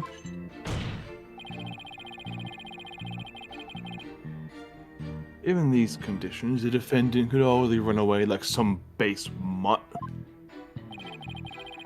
What? So that's why you think he resorted to the bombing? Naturally, he constructed this act of sabotage in an attempt to blow up the Space Center, which would effectively abort the launch but spare his reputation.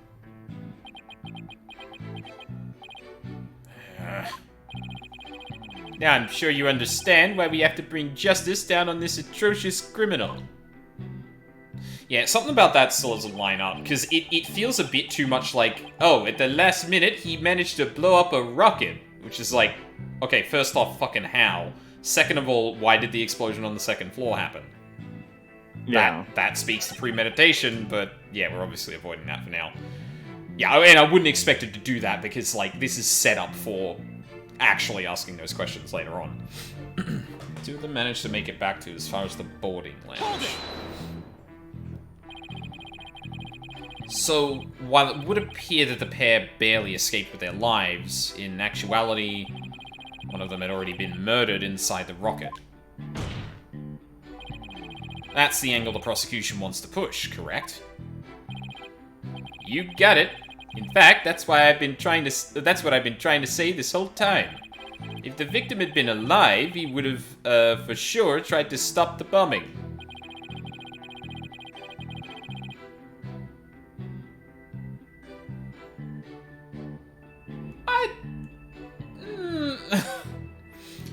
Is there any chance Mr. Terran could have been killed before he boarded the rocket? They were both alive and well at boarding time and embarked under their own power. Their hearts full of hopes and dreams of space. Well, except for the guy we've acknowledged already had anxiety, but it's that. He could argue it was a SpaceX rocket, yeah? And then both of their hopes and dreams were dashed. If I may continue my explanation, after the evacuation order was given, the defendant made his escape, carrying the victim to make it look like a rescue. But after the escape, one of the two was found stabbed to death. Hold it! And who was the first to find the victim? Actually, there were two of them. Space Center Director, Yuri Cosmos, and Detective Candace Arm. Oh no. I also just realized the pun with her name too. Yeah, it's a good one, actually. Yeah, that one's good. One of them was a detective.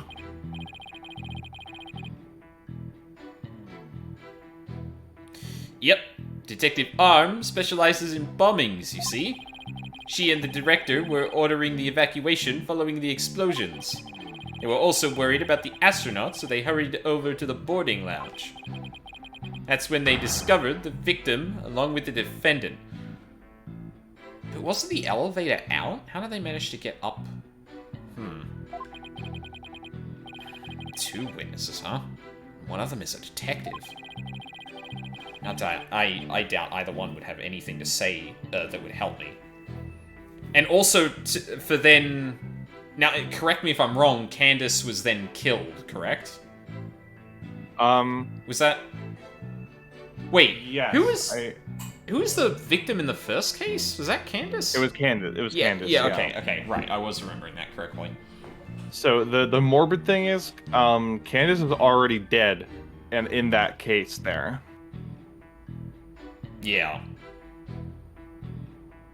Because she was killed before the courtroom bombing happened. Oh, and then Tonate staged it to look like she died in the bombing. Oh my god, I forgot about that. Jesus Christ. Yeah, so she's in the thing right now. She's in the case that's right next to the stand right now, yeah. I doubt either one would have anything to say that would help me. I think that pretty much covers the details of the case. Only the victim and the defendant were on the launch pad when the former was killed. If this is the truth, then only Mr. Starbuck could have carried out this crime. What little I could get out of him only hurt my case. Justice Dono. Foolish is the warrior who rushes headlong into battle. Preparation is an essential element of battle, so I advise you to take a gander at this. Security camera footage, no doubt. What is it? Footage from a security camera. As the two astronauts emerge from the bowels of the Launch One pad corridor,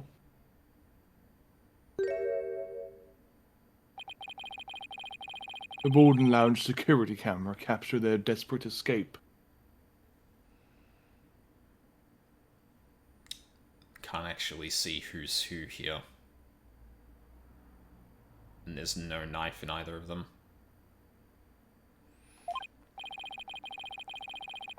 Now direct your attention toward the defendant is shouldering,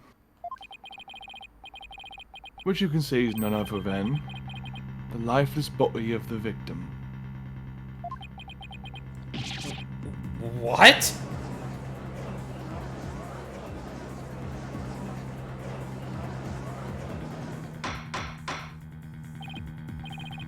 Order, I say. This lines up exactly with what the prosecution has been asserting. I should have known Blackwell would have something like this ready.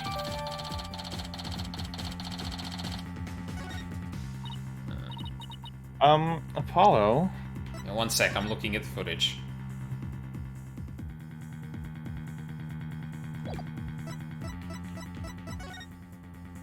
It's like right in the symbol, and you can clearly see the symbol there. Yeah, he's not dead yet. Which, yeah, puts them both in the lounge, which means someone could access that place. And considering we know that Candace was then killed...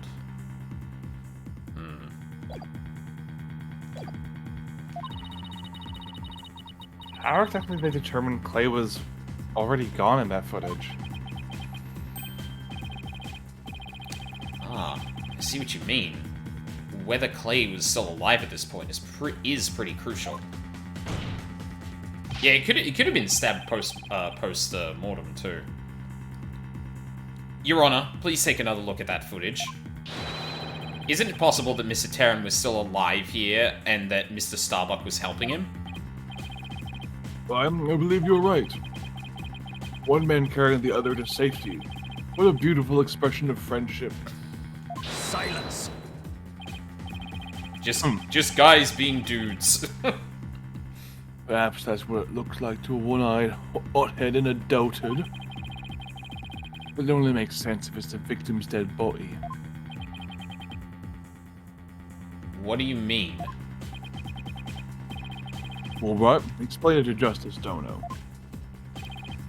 You got it. Ready, kid? If the murder had occurred in the lounge, someone could have spotted it. Anyone can enter the lounge, after all. But doing it while they were alone in the spaceship, that's a horse of a different color. Right, so you admit that the only reason you're saying that is because it's convenient for the case. Cool. Great. Objection! But you can't deny there's a possibility the murder could have happened in the lounge. I mean, his fucking knife isn't in him in this. And if he... Hold on.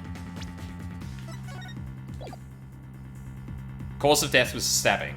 So, unless they're about to say that he was stabbed by something else, somewhere else, that footage is enough to say that, no, that did not happen then. Are we done with the cross-examination? I'm really confused. Yeah, it was one of those, like, just press everything and get as much information as you can. Yeah. Testimonies.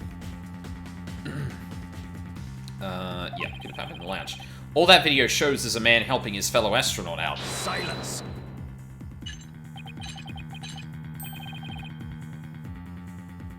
Your assertion is based on emotion, whereas mine are based on facts and logic. It's based on your belief that Mr. Starbuck surely would help his own disciple. You have no logical explanation as to why the victim could still be alive. Unfortunately, Mr. Justice, the prosecution is right. Your argument is lacking in sound logic. But it sounded perfectly logical to me. Well, Mr. Justice, if you have no further objections, I believe it's time to bring this cross-examination to a close. Objections? Well,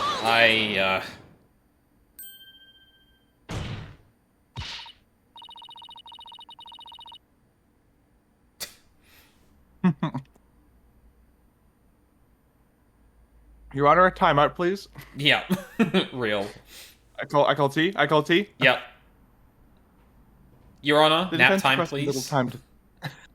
The defense requests a little time to think and regroup. Given the facts, I'm not sure I see the need. What is it, Athena? It's just there's something that's been bothering me. Isn't the defense stalling for time as always? Actually, now that I think about it, did we see... We don't see the thing on his arm and the value on it. That says 50.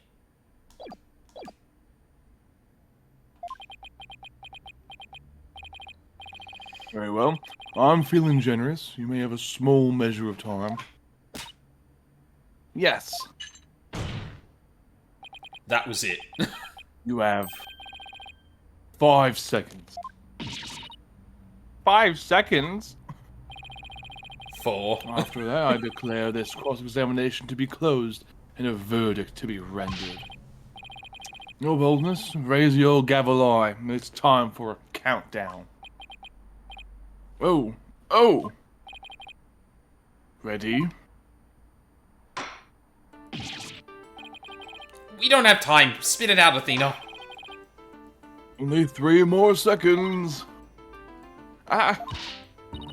Look, I don't think the prosecution's explanation is very complete. Meaning? We think there's something missing. Like, they conveniently left it unexplained. Something they didn't explain. Something they didn't explain. Oh, you're right. I think I know what you're talking about. 2. Your 5 seconds are up, Mr. Justice. Is there anything about the prosecution's argument you'd like to rebut? Yes, Your Honor. Actually, there is. There is something the prosecution has yet to make clear to this court. Well, if you put it that way. There's 5 seconds in Namekian time. No. 5 seconds in Freezer time. Just distinct from anime time.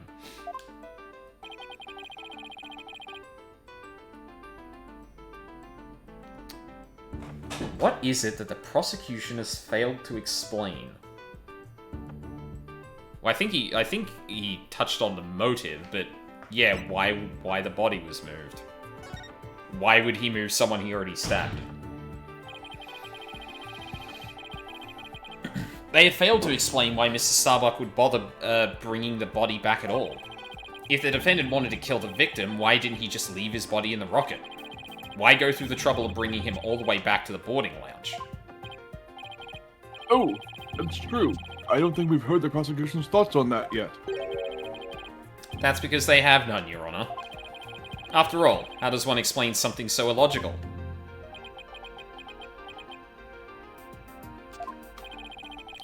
The prosecution is claiming that the defendant moved the victim's dead body.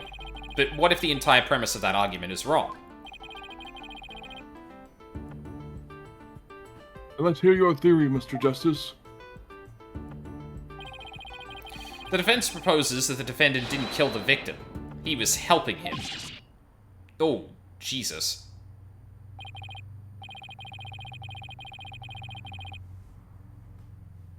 All right. Explain it to our sad friend here before I nod off to his monotone monologue. Inform him exactly why Space Boy moved the victim. Huh? They've gotta be joking. It's simple. Mr. Starbuck did what he did to direct suspicion away from himself. He wanted to create the impression he heroically risked his life to save his partner. That's why he made sure to make it to the security camera so there'd be a record.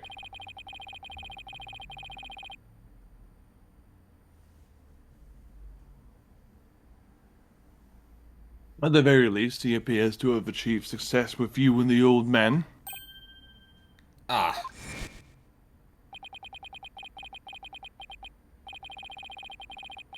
Yeah, literally. Yeah. Cool. The average person wearing a spacesuit weighs easily over 200 pounds. Saving the life of a partner who weighs as much while trying to escape deadly flames. What a dramatic sob story fit for the silver screen. Indeed, I was completely taken in by the humanity of the story. You see? Yet the true ending is that all traces of this hammy act were meant to be blown up.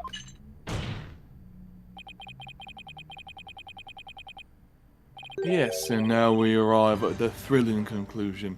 The third explosion. Oh my god. Is this a good place to stop it? We can start the next cross-examination if you want. Or, like, get to the start of the next, Witness testimony, rather. Yeah, okay. That sounds good. Objection!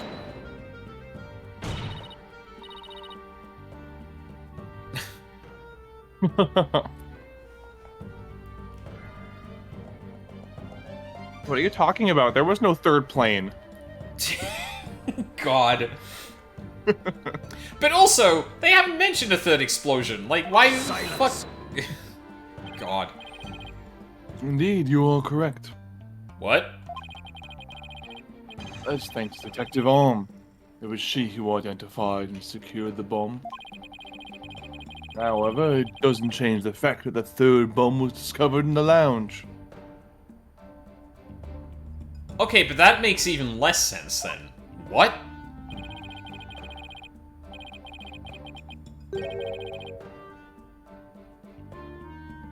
Well, there's a steel coffin, I'll tell you that much. A steel coffin beside a witness stand. That would be a bomb transport case. We use that to transport the deactivated bomb here. It was found in the lounge.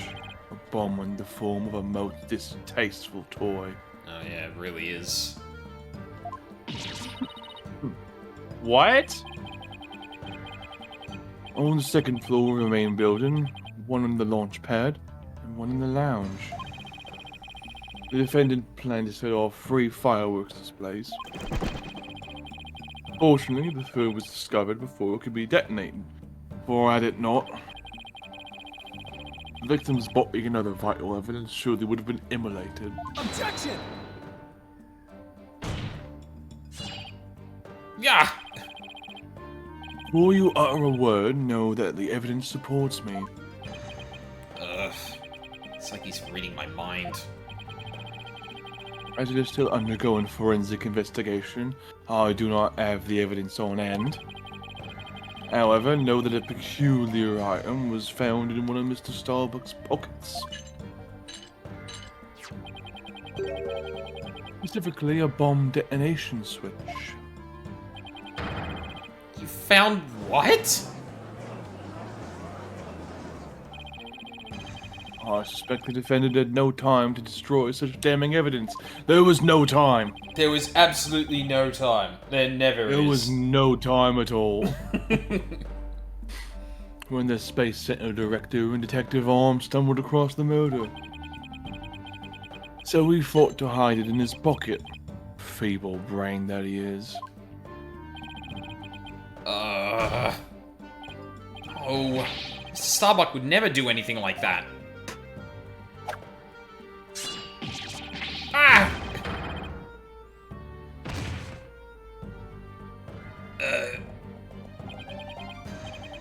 Justice, Donor, open your eyes and see the truth. This appears to be irrefutable evidence that the accused set off the explosions. Oh, nice. Beautiful bulgogi. No. There has to be some kind of mistake. This can't be the truth.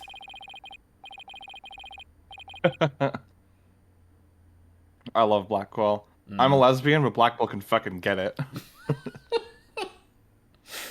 Make this a woman, this is the perfect woman. Yeah. Still can't accept it. You'll believe in your client, come what may.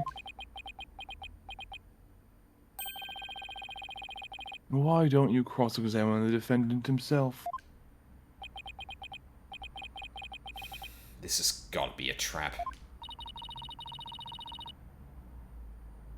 It's like Blackwell's controlling the entire game. Yeah, it seemed like he was waiting for me to bring up the body moving issue. Why do you say that? Because he had just the right argument when I pointed it out. And to really rub it in, he had a decisive piece of evidence up his sleeve, too. He was trying to shake my faith in Mr. Starbuck and break me down. Then making you cross-examine Mr. Starbuck at this point was part of the plan, too? Totally underhanded, but I wouldn't expect anything less from him. Now let us hear from the arch-villain, the fiendish murderer himself. Famed astronaut Solomon Starbuck.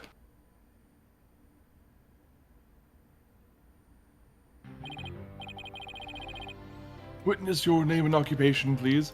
Yeah, he is very aesthetically similar to Piers from Pokemon Sword and Shield. Yeah, definitely. Same color scheme. Solomon Starbuck, astronaut. How did this happen? Mr. Starbuck, you aren't looking very well. Will you be able to give testimony?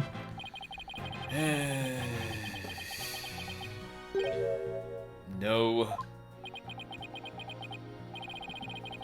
Well, unfortunately, no is not an option. That was a rhetorical question, Mr. Starbuck. You weren't meant... Is that not Larry Butts 2.0? Thank you! Thank you! I made the same joke. I made the same observation before, Steph. And then when... So, like, I saw him and I was like, oh, no, they gave him a Larry Butts, didn't they? And I think his first line was, like, something like, oh, it's so over for me. And I was like, no, not again. I actually kind of freaked out that might have been Larry. And he somehow finagled his way into being an astronaut. You're being accused of the Space Center bombing and the murder of Playteran. Please testify to these allegations.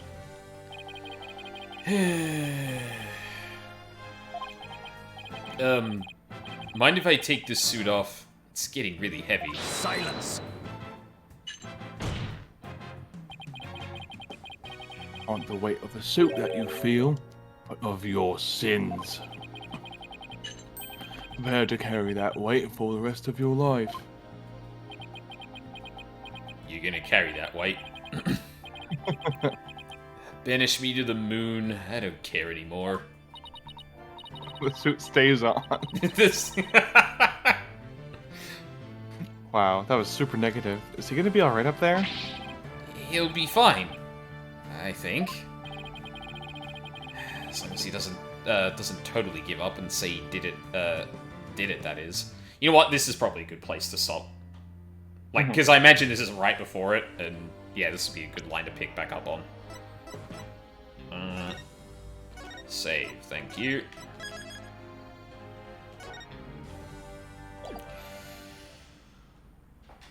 Well, okay. If nothing else, actually, let's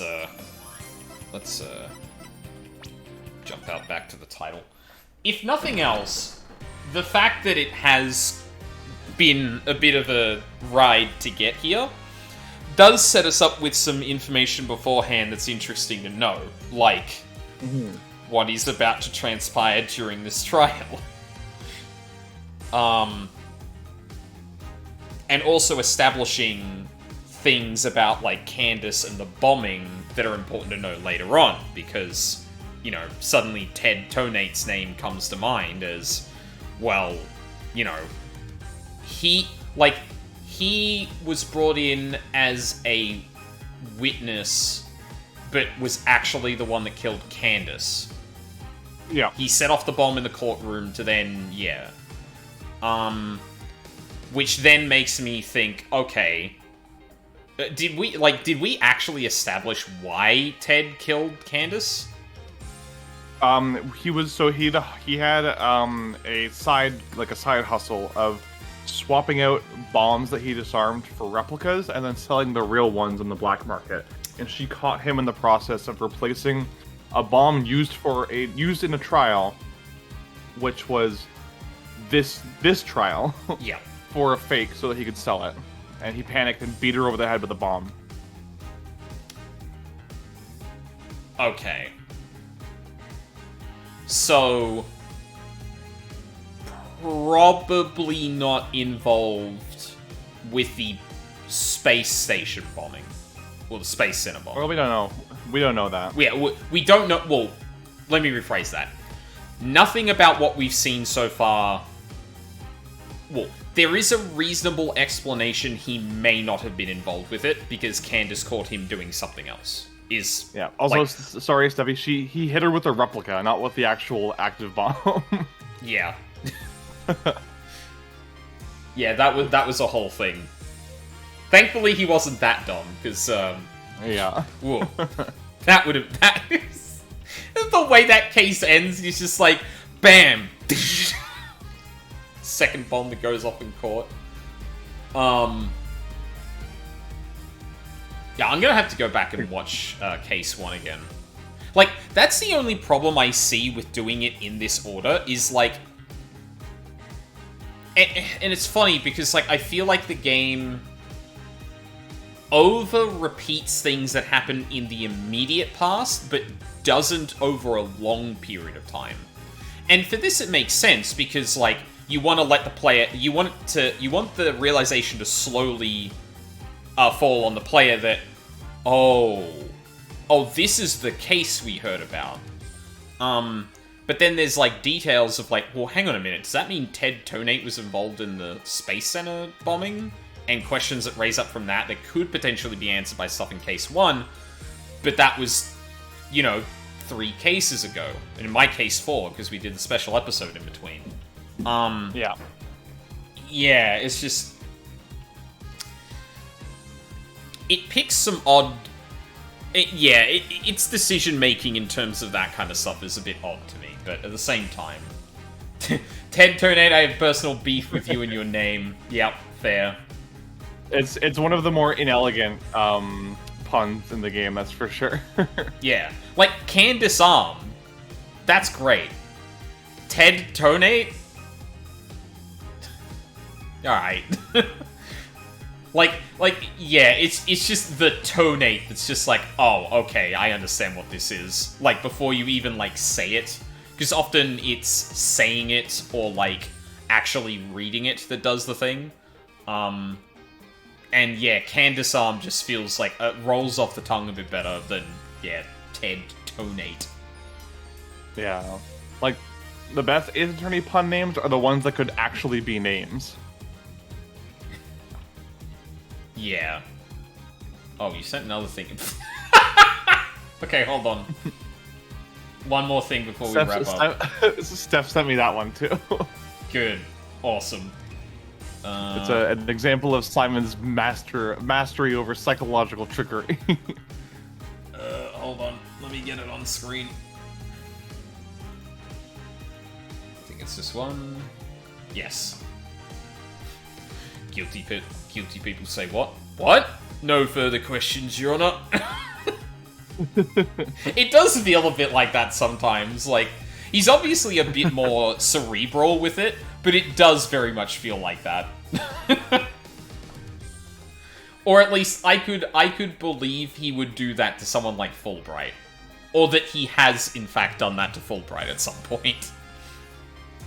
Oh, man. Well, I'm posting this here too, but I DM'd me at this. Where is my Ace Attorney character named Ron There is a character named Ron Delight. Yeah, it's close. Have you seen Ron Delight stuff? He and his wife are like the most T4T couple I've ever seen, and I love them both. Yeah, absolutely. Yeah, that reading is so on point of them. It's just, yeah, it works too well. They are, in fact, delightful. This is true. This is true. Okay, yeah. Yeah, I've seen it. Good, good. Excellent. Yeah. Yeah, the cinnamon roll, the Princess Leia buns. Yeah, that's the one. Huh.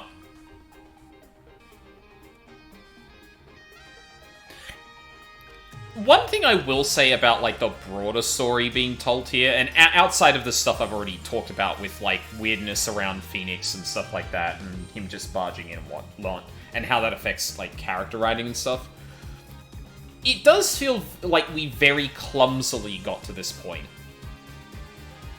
And I don't know why I feel that way, but it does very much feel a lot like it. Like, we've been building up to this bit where we start talking about a big case that happened. But, like, I guess there's two things that are weird to me about it. The first one is that the previous case was literally talking about the Dark Age of the Law, and that went fucking nowhere, but then this is, like, potentially... But this is building off of a different kind of grand... Or feels like it's going to build into a grander story arc. Potentially related to that. But, like, the previous case didn't, like, establish anything about that, if that makes sense. Yeah. Like, it brings it up as the background and the point, but never uses it as much more than that. Whereas this case, like, we might get into that, but... Yeah, it feels like remember Dark Age of the Law? Yeah, anyway, and then a case later it's like, so about that Dark Age of the Law. It's like, okay. It's a buzzword, and like, what frustrates me so much about the Dark Age of the Law as a concept is that they say the Dark Age of the Law was kicked off by Phoenix Wright forging evidence and Simon Blackquill murdering someone. Cool. Why didn't Manfred von Karma usher in the Dark Age of the Law with its 40-year win streak of cheating and framing people? You know? Oh my god, you're so right. Why didn't Godot usher in the Dark Age of the Law for being both a defense attorney and a prosecutor who manipulated people and murdered someone? You know? Like, why didn't Christoph Gavin usher in the Dark Age of the Law? Like, it's so... Yeah, like, it's accidentally implying von Karma was right. If the legal system is so fragile, like if the faith in the legal system is so fragile that two attorneys committing crimes was enough to completely shatter people's faith in it, then like, what was it? Yeah, like what was it to begin with? Like, there's so many figures over the course of this series' backstory, like in the lore, that are way worse than Blackquill. Like Blackquill killed one person. Like, yeah, like. And there'd be something to that if it was, like, orchestrated that those things were brought into the public consciousness more than Von Karma, because obviously a lot of people would be implicated in looking the other way of Von Karma doing all the shit he did, right? And yeah, if that was the point, that these two things started the Dark Age of the Law because suddenly everyone involved in the the law functioning collectively agreed that they would push off blame for this kind of, like, besmirchment of the law onto those two, as opposed to Von Karma, because of the implications of Von Karma's entire thing. That would be cool. Like, it hasn't done but... I won't spoil anything, but just, like, as a teaser for you and Luca, in Ace Attorney Investigations 2, you get to meet the guy who was the chief prosecutor during Von Karma's reign of terror, and like he totally like cops to it. He's like, yeah, fuck it, I did whatever I wanted. Like, you know, Von Karma was putting bad guys away. Who I don't give a shit how he did it. Like, he totally cops to it. Why did this guy not usher in the Dark Age of the Law? You know? Yeah. like, yeah, it's funny because, like, I you know, Steph before brought up, you know, the Danganronpa thing, and it's like, I feel like for Danganronpa, like, the whole point is that is such a cataclysmic moment in the world that it, like, irrevocably changed everything, and, like, what am I trying to say? Like, it's given the correct amount of gravity considering what it was, right? Like, there doesn't feel to me like there's a mismatch between the way characters talk about that event and, you know, the things that actually were involved in that event. Whereas in this, like you kind of pointed out, there's this disconnect between the way that it's treated and what has actually transpired throughout the story. And,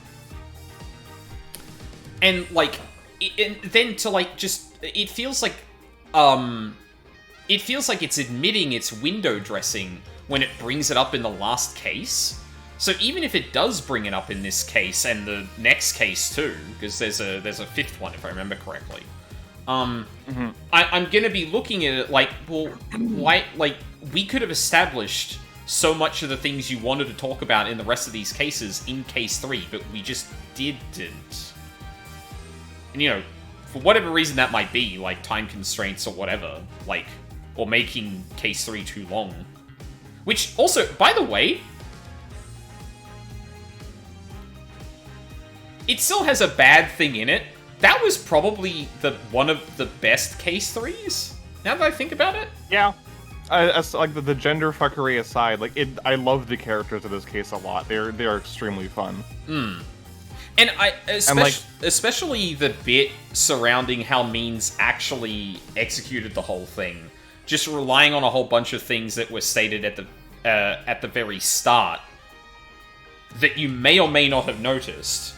Like, you know, where was the Phoenix statue? Oh my god, Means doesn't have his staff, and then he just has it later. Like, there's actually really clever things there, and then the whole, like, crime scene forging thing too. Yeah, like, it's... And, like, for as obvious of a villain as he is, the game at least doesn't belabor it. Once you actually point the blame at him, he gets 2 testimonies, and that's it. And then the case is wrapped up. Yeah. Yeah. Like, they don't make him, like, this epic long final struggle. It's like, oh no, once you have evidence that points to him, it's pretty easy to take him down. Yeah. It just takes a fair bit of, like, actually unraveling the details, which is... And it's a satisfying thing to watch unfold, too. Like, the whole thing about going through, okay, well, if you're going to pose the body as the Phoenix statue that doesn't exist, how would you do that? And, yeah, there's a lot to that was kind of clever. Yeah, very, very rare, decent case 3.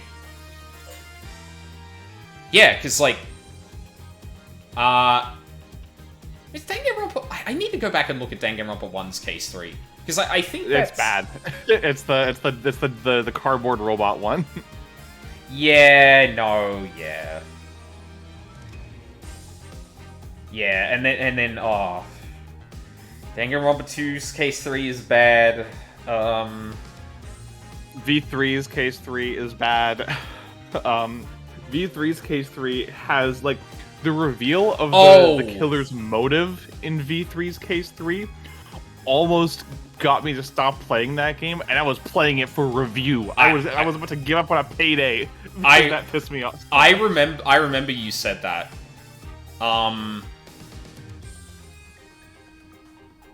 Like, I really enjoy V3 overall. Like, as a game, I think V3 has a fantastic finale and some of my favorite characters in the series. But God, Case 3 is, like, so sloppily pasted together. Like, both the killer and the victims feel like they were drawn out of a hat. Like, there's no, like, actual, like... There's no, like, consistent and satisfying logic to it. It's just, like, spin a wheel. Whoever it lands on, you know... are our MVPs for this case. I see what you did there.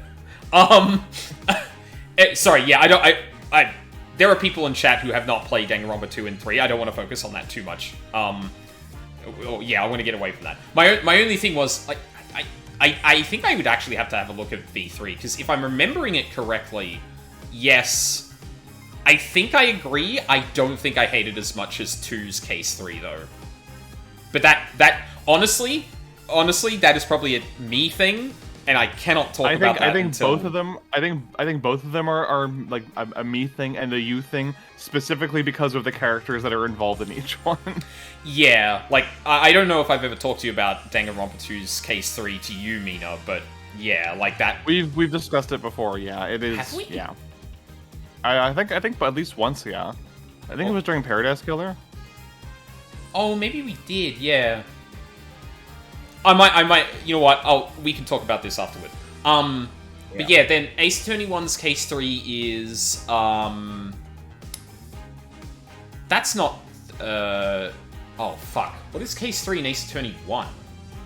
It's Turnabout Samurai.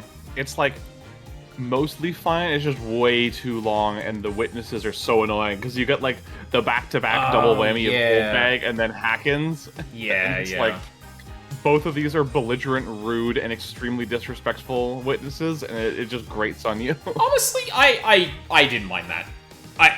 Honestly, that like, you know, low bar, but that's actually, I think, like, fine. I think that's passable. I think it's just boring. Like, it's so long. I will say it definitely petered out at the end. Yeah, like the first game has the 3-day structure instead of the 2-day structure. Mm-hmm. So like, you go to court for the second day and you break down Cody Hackins' testimony, and then it feels like there should be a climax after that, but no, you got to go investigate a third time before you get the actual resolution of the case. Yeah, yeah. Vasquez is hot though. This is true. And He then is very hot. Ace Attorney 2, Case 3. Oh my god. Nothing more you have to say other than Pedo Circus. Nope. Case 3 in Ace Attorney 3 was Le Tigre, yeah? Yeah, it's fine. Yeah. I like it. It's funny. There's some weird, creepy shit about putting Maya in a maid dress and having an old man ogle her that I think is kind of gross. But other than that, it's cute. The villain's super fun. The way that he indicts himself is incredibly entertaining. Yeah. Maggie Bird's back, and I like her a lot. So it's an upper shelf Case 3. Yeah. I just realized I can go and look. I was about to ask, what was Case 3 in Ace Attorney in Apollo Justice? And I was like, oh, I can actually just go and have a look. Oh, yeah. God. Yeah, and then there's that one. How could I forget? Great Ace Attorney, and Great Ace Attorney just smashes that altogether because both Case 3 and the first and second Great games are fucking fantastic. Oh, nice. The third case in the first one is arguably the best case in that entire game.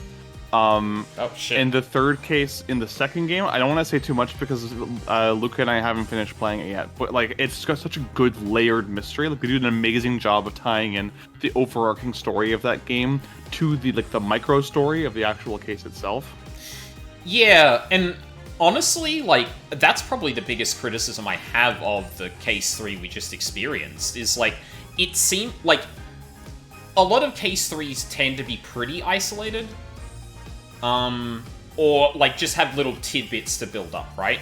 But this one felt like it had such a great opportunity to build, and obviously I haven't seen Case 4 and 5 to completion. I don't know if Dark Age of the Law actually comes up again, but if it does, it feels like they wasted a massive opportunity to actually dig into what that is like within the system of law.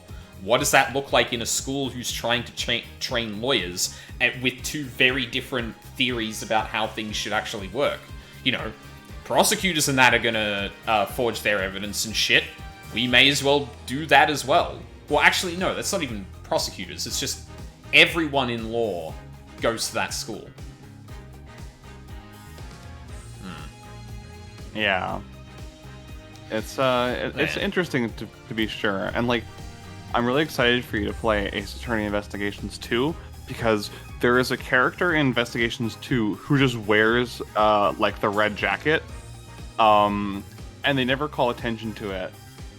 but then since that game was directed by the same guy who directed this and 6, he retroactively made it so that that character went to Themis Legal Academy because he's wearing the jacket from it.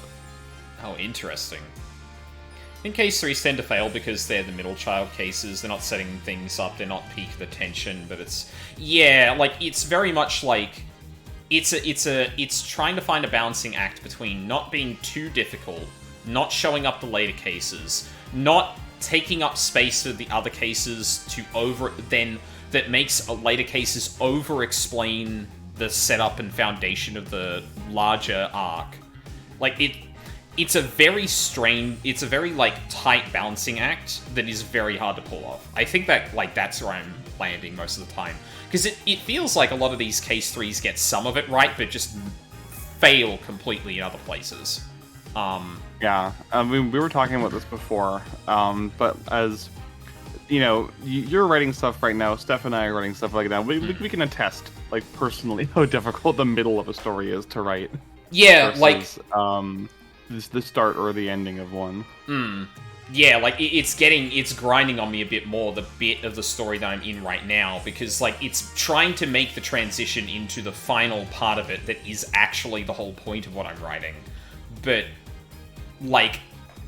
getting from there and not, overplaying the things I'm trying to set up, but not leaving it completely irrelevant. I feel like I'm at the end of the middle, if that makes sense. But it's bridging into that next bit that's just been painful to actually do. Okay, Steph, let me correct you on that. We had a hard time writing the start. We did not have a hard time plotting the start. We had such a hard time plotting the middle that we had to take an 8-month hiatus just to get our shit figured out. Oh jeez, yeah. No, and I can definitely see why, because because there's a difference between writing it out and structuring it before you write it. Yeah. Writing it and plotting it. Yeah. Yeah. So I will say yes, we are zooming through the middle right now. Anyone who's listening right now, we probably just wrote 3 of the best chapters of the entire novel. You should be excited for it when it hits shelves sometime in the near future. Hell yeah! I'm back through chapter 1 and 2. Hell yeah! So I'm hoping I can get myself back up to where I was, and then through the new chapters. Yes, please tell us what you think. We value your input a lot. Hell yeah! No worries. Anyway, decent case 3. Big missed opportunity, and now I have a lot of questions about where this is going to go from here, because we've got the connective tissue from Chapter 1 coming back in, and I'm very curious about the thing. Apollo is definitely saying yes, we thought we'd solved case 1, but actually, was there more to it? And it's well, yeah, I feel like there probably would be. But then I'm thinking in the headspace of well, did Candace died because was killed by Ted, but was that did someone tip off Candace and was hoping she'd get killed for it? Yeah, I'm really curious where this is going to go now, or how it's going to use chapter 1. I feel is the phrasing I want here, but that'll probably have to wait until next weekend. Speaking of which, are we good so far for next weekend? We should be, yeah. The one plan I have for next weekend is at some point between Friday and Sunday, I'm going to go see Osgood Perkins the Monkey. I've been looking forward to this movie ever since it was announced. It's based on my favorite Stephen King short story, and I've been told that it's basically just a more comedic Final Destination movie, which is the best pitch anyone could possibly give me. Oh, okay. That's cool. So I'm very excited for that. I still don't know when that's happening because I'm seeing it with some other people. It'll probably be either Friday night or Saturday afternoon, but if it happens Saturday evening, we might have to reschedule. That's alright. Okay. Well, I'll let you know ahead of time, though. Yeah, of course. Oh wait, we always try and check in to make sure we're both still good. Yeah. So next weekend. So, I made a mistake with the Path of Exile dates. I thought the new league started Saturday, and it starts on Friday morning instead. If for whatever reason I happen to be free on Friday instead of at work, I may do that. I don't know what I'm going to do if not. We've still got 4 acts of Path of Exile 1's lore playthrough to get through. Full. Yeah, I know. You know what it is, Luca? They did the thing... So, usually, on my time, it starts Saturday morning, right? And... American time, it starts Friday. So they said they usually do the dynamic date stuff when you go on their site. So it said Friday, and I was like, oh yeah, oh that's interesting. It's 7 a.m. but Friday. Oh okay, cool, no worries. That like usually it's 6 a.m. Interesting, and it just completely blew past me that like no, that dynamic date was saying it was Friday your time, Wolfie. Like, yeah. Oh, and also, sorry, before we move too far past it, I appreciate that, Steph. It's good to see you stick your head in when you can. I really appreciate it. I love having you in chat. Yeah, I do appreciate everyone who came around today. This is definitely a good stream for it too, because there's just a lot going on. But yeah, so Friday and Saturday are up in the air for me. If I manage to be able to be playing games on Friday, I might do that. In which case, Saturday I'll probably just go through stream plan as normal, more Path of Exile 1's lore. If not, I don't know if I want to save myself for Saturday morning to do it, because like usually the reason I get up early Saturday morning for a league start is to be there when it starts. So if I'm not being there where it starts, I'll just be like, fuck it, I'll play it like any other league. But we'll see. And yeah, then potentially, well, hopefully, Ace Attorney on Sunday. During the week this week, just because it might be a short week, there might not be any streams at all. I know this week I didn't do much either, because... reasons. Yeah, so... I'm hoping within the next, like, 2 weekends I can get done with Path of Exile, and then we can move on to... I do need to get back to 16 at some point to do DLC. Might do something a bit more filler until that, then. I don't know if I want to go back to that just yet. I still need to go back and beat the game again, because the game crashed when I got to the credits, and it didn't save that I'd completed the game. That's such a shame. Yeah. Like, right before, like, the like, kind of sequence of videos that plays during the credits to show what happened after in the aftermath, I was just like, oh no. I managed to salvage it, but yeah. Yeah, so I don't know if we'll get back to that immediately. Yeah. Things are a little bit in flux, too. Like, I know in a couple of weeks I've got some pretty important stuff at work that's probably gonna, like, not take up more of my time, but it's just gonna run me down, I feel, so... Yeah. We'll see what happens during the week. Grind you into a nub. Then. Yes, exactly. Yeah, I became important at work. Probably, like, such a year and a half ago, and yeah. So yeah, that's basic plan going forward. Yeah, doing random Warframe stuff on Friday nights. Saturday's gonna be Path of Exile, and then Ace Attorney. This weekend's gonna be a bit weird depending on what I actually choose to do, but yeah, it should be still the same. Always a fun time hanging out. Hell yeah, thank you, Cookie. Yeah, thank you, Cookie. We appreciate your patronage so much, and of course your jokes. Your jokes are always such a fun addition to the stream. Absolutely. Cookie is one of the most whimsical people I know, and we appreciate that energy every week. No, there isn't anyone on at the moment. Damn. Fuck. Oh, actually, hold on. Oh, this might be spoilers? How deep are we into things? Hold. Aw. Oh yeah, that's vanilla P5. I think that's fine. We're gonna go raid Vash, because I never get to raid him. I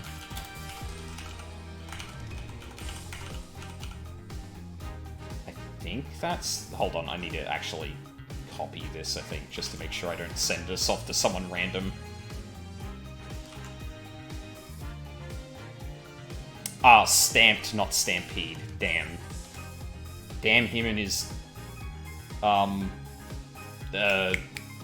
plays on his wordplay. God damn it. I can't words anymore, ironically. Yeah, Vash is, someone I've been following since, like... fucking, like, Tumblr days, I think. Like, early-ass Tumblr days, too. He's really cool. He does a lot of, creative works with, like, not just art, but, like, also, like, is running a business making, like, game, related candles, and, like, nice ones, not, like, I don't know. Gamer and smell are two phrases you don't usually want to put together, so, like, I have to, you know, disclaimer, these are actually good. But yeah, he's great. He, him. I don't think he goes by he, they. But yeah, wonderful person. Please check him out. It is P5 Royal, so like, but they're in a vanilla. He's in a vanilla bit, so should be fine. And yeah, more Ace Attorney next weekend. I need to go back and watch the first case again to refresh myself, because yeah, that'd probably help me a lot. So yeah, thank you very much for watching live or on the VODs. I really appreciate it. Hope you all have a lovely day, and hope to see you all next time. Bye, everyone.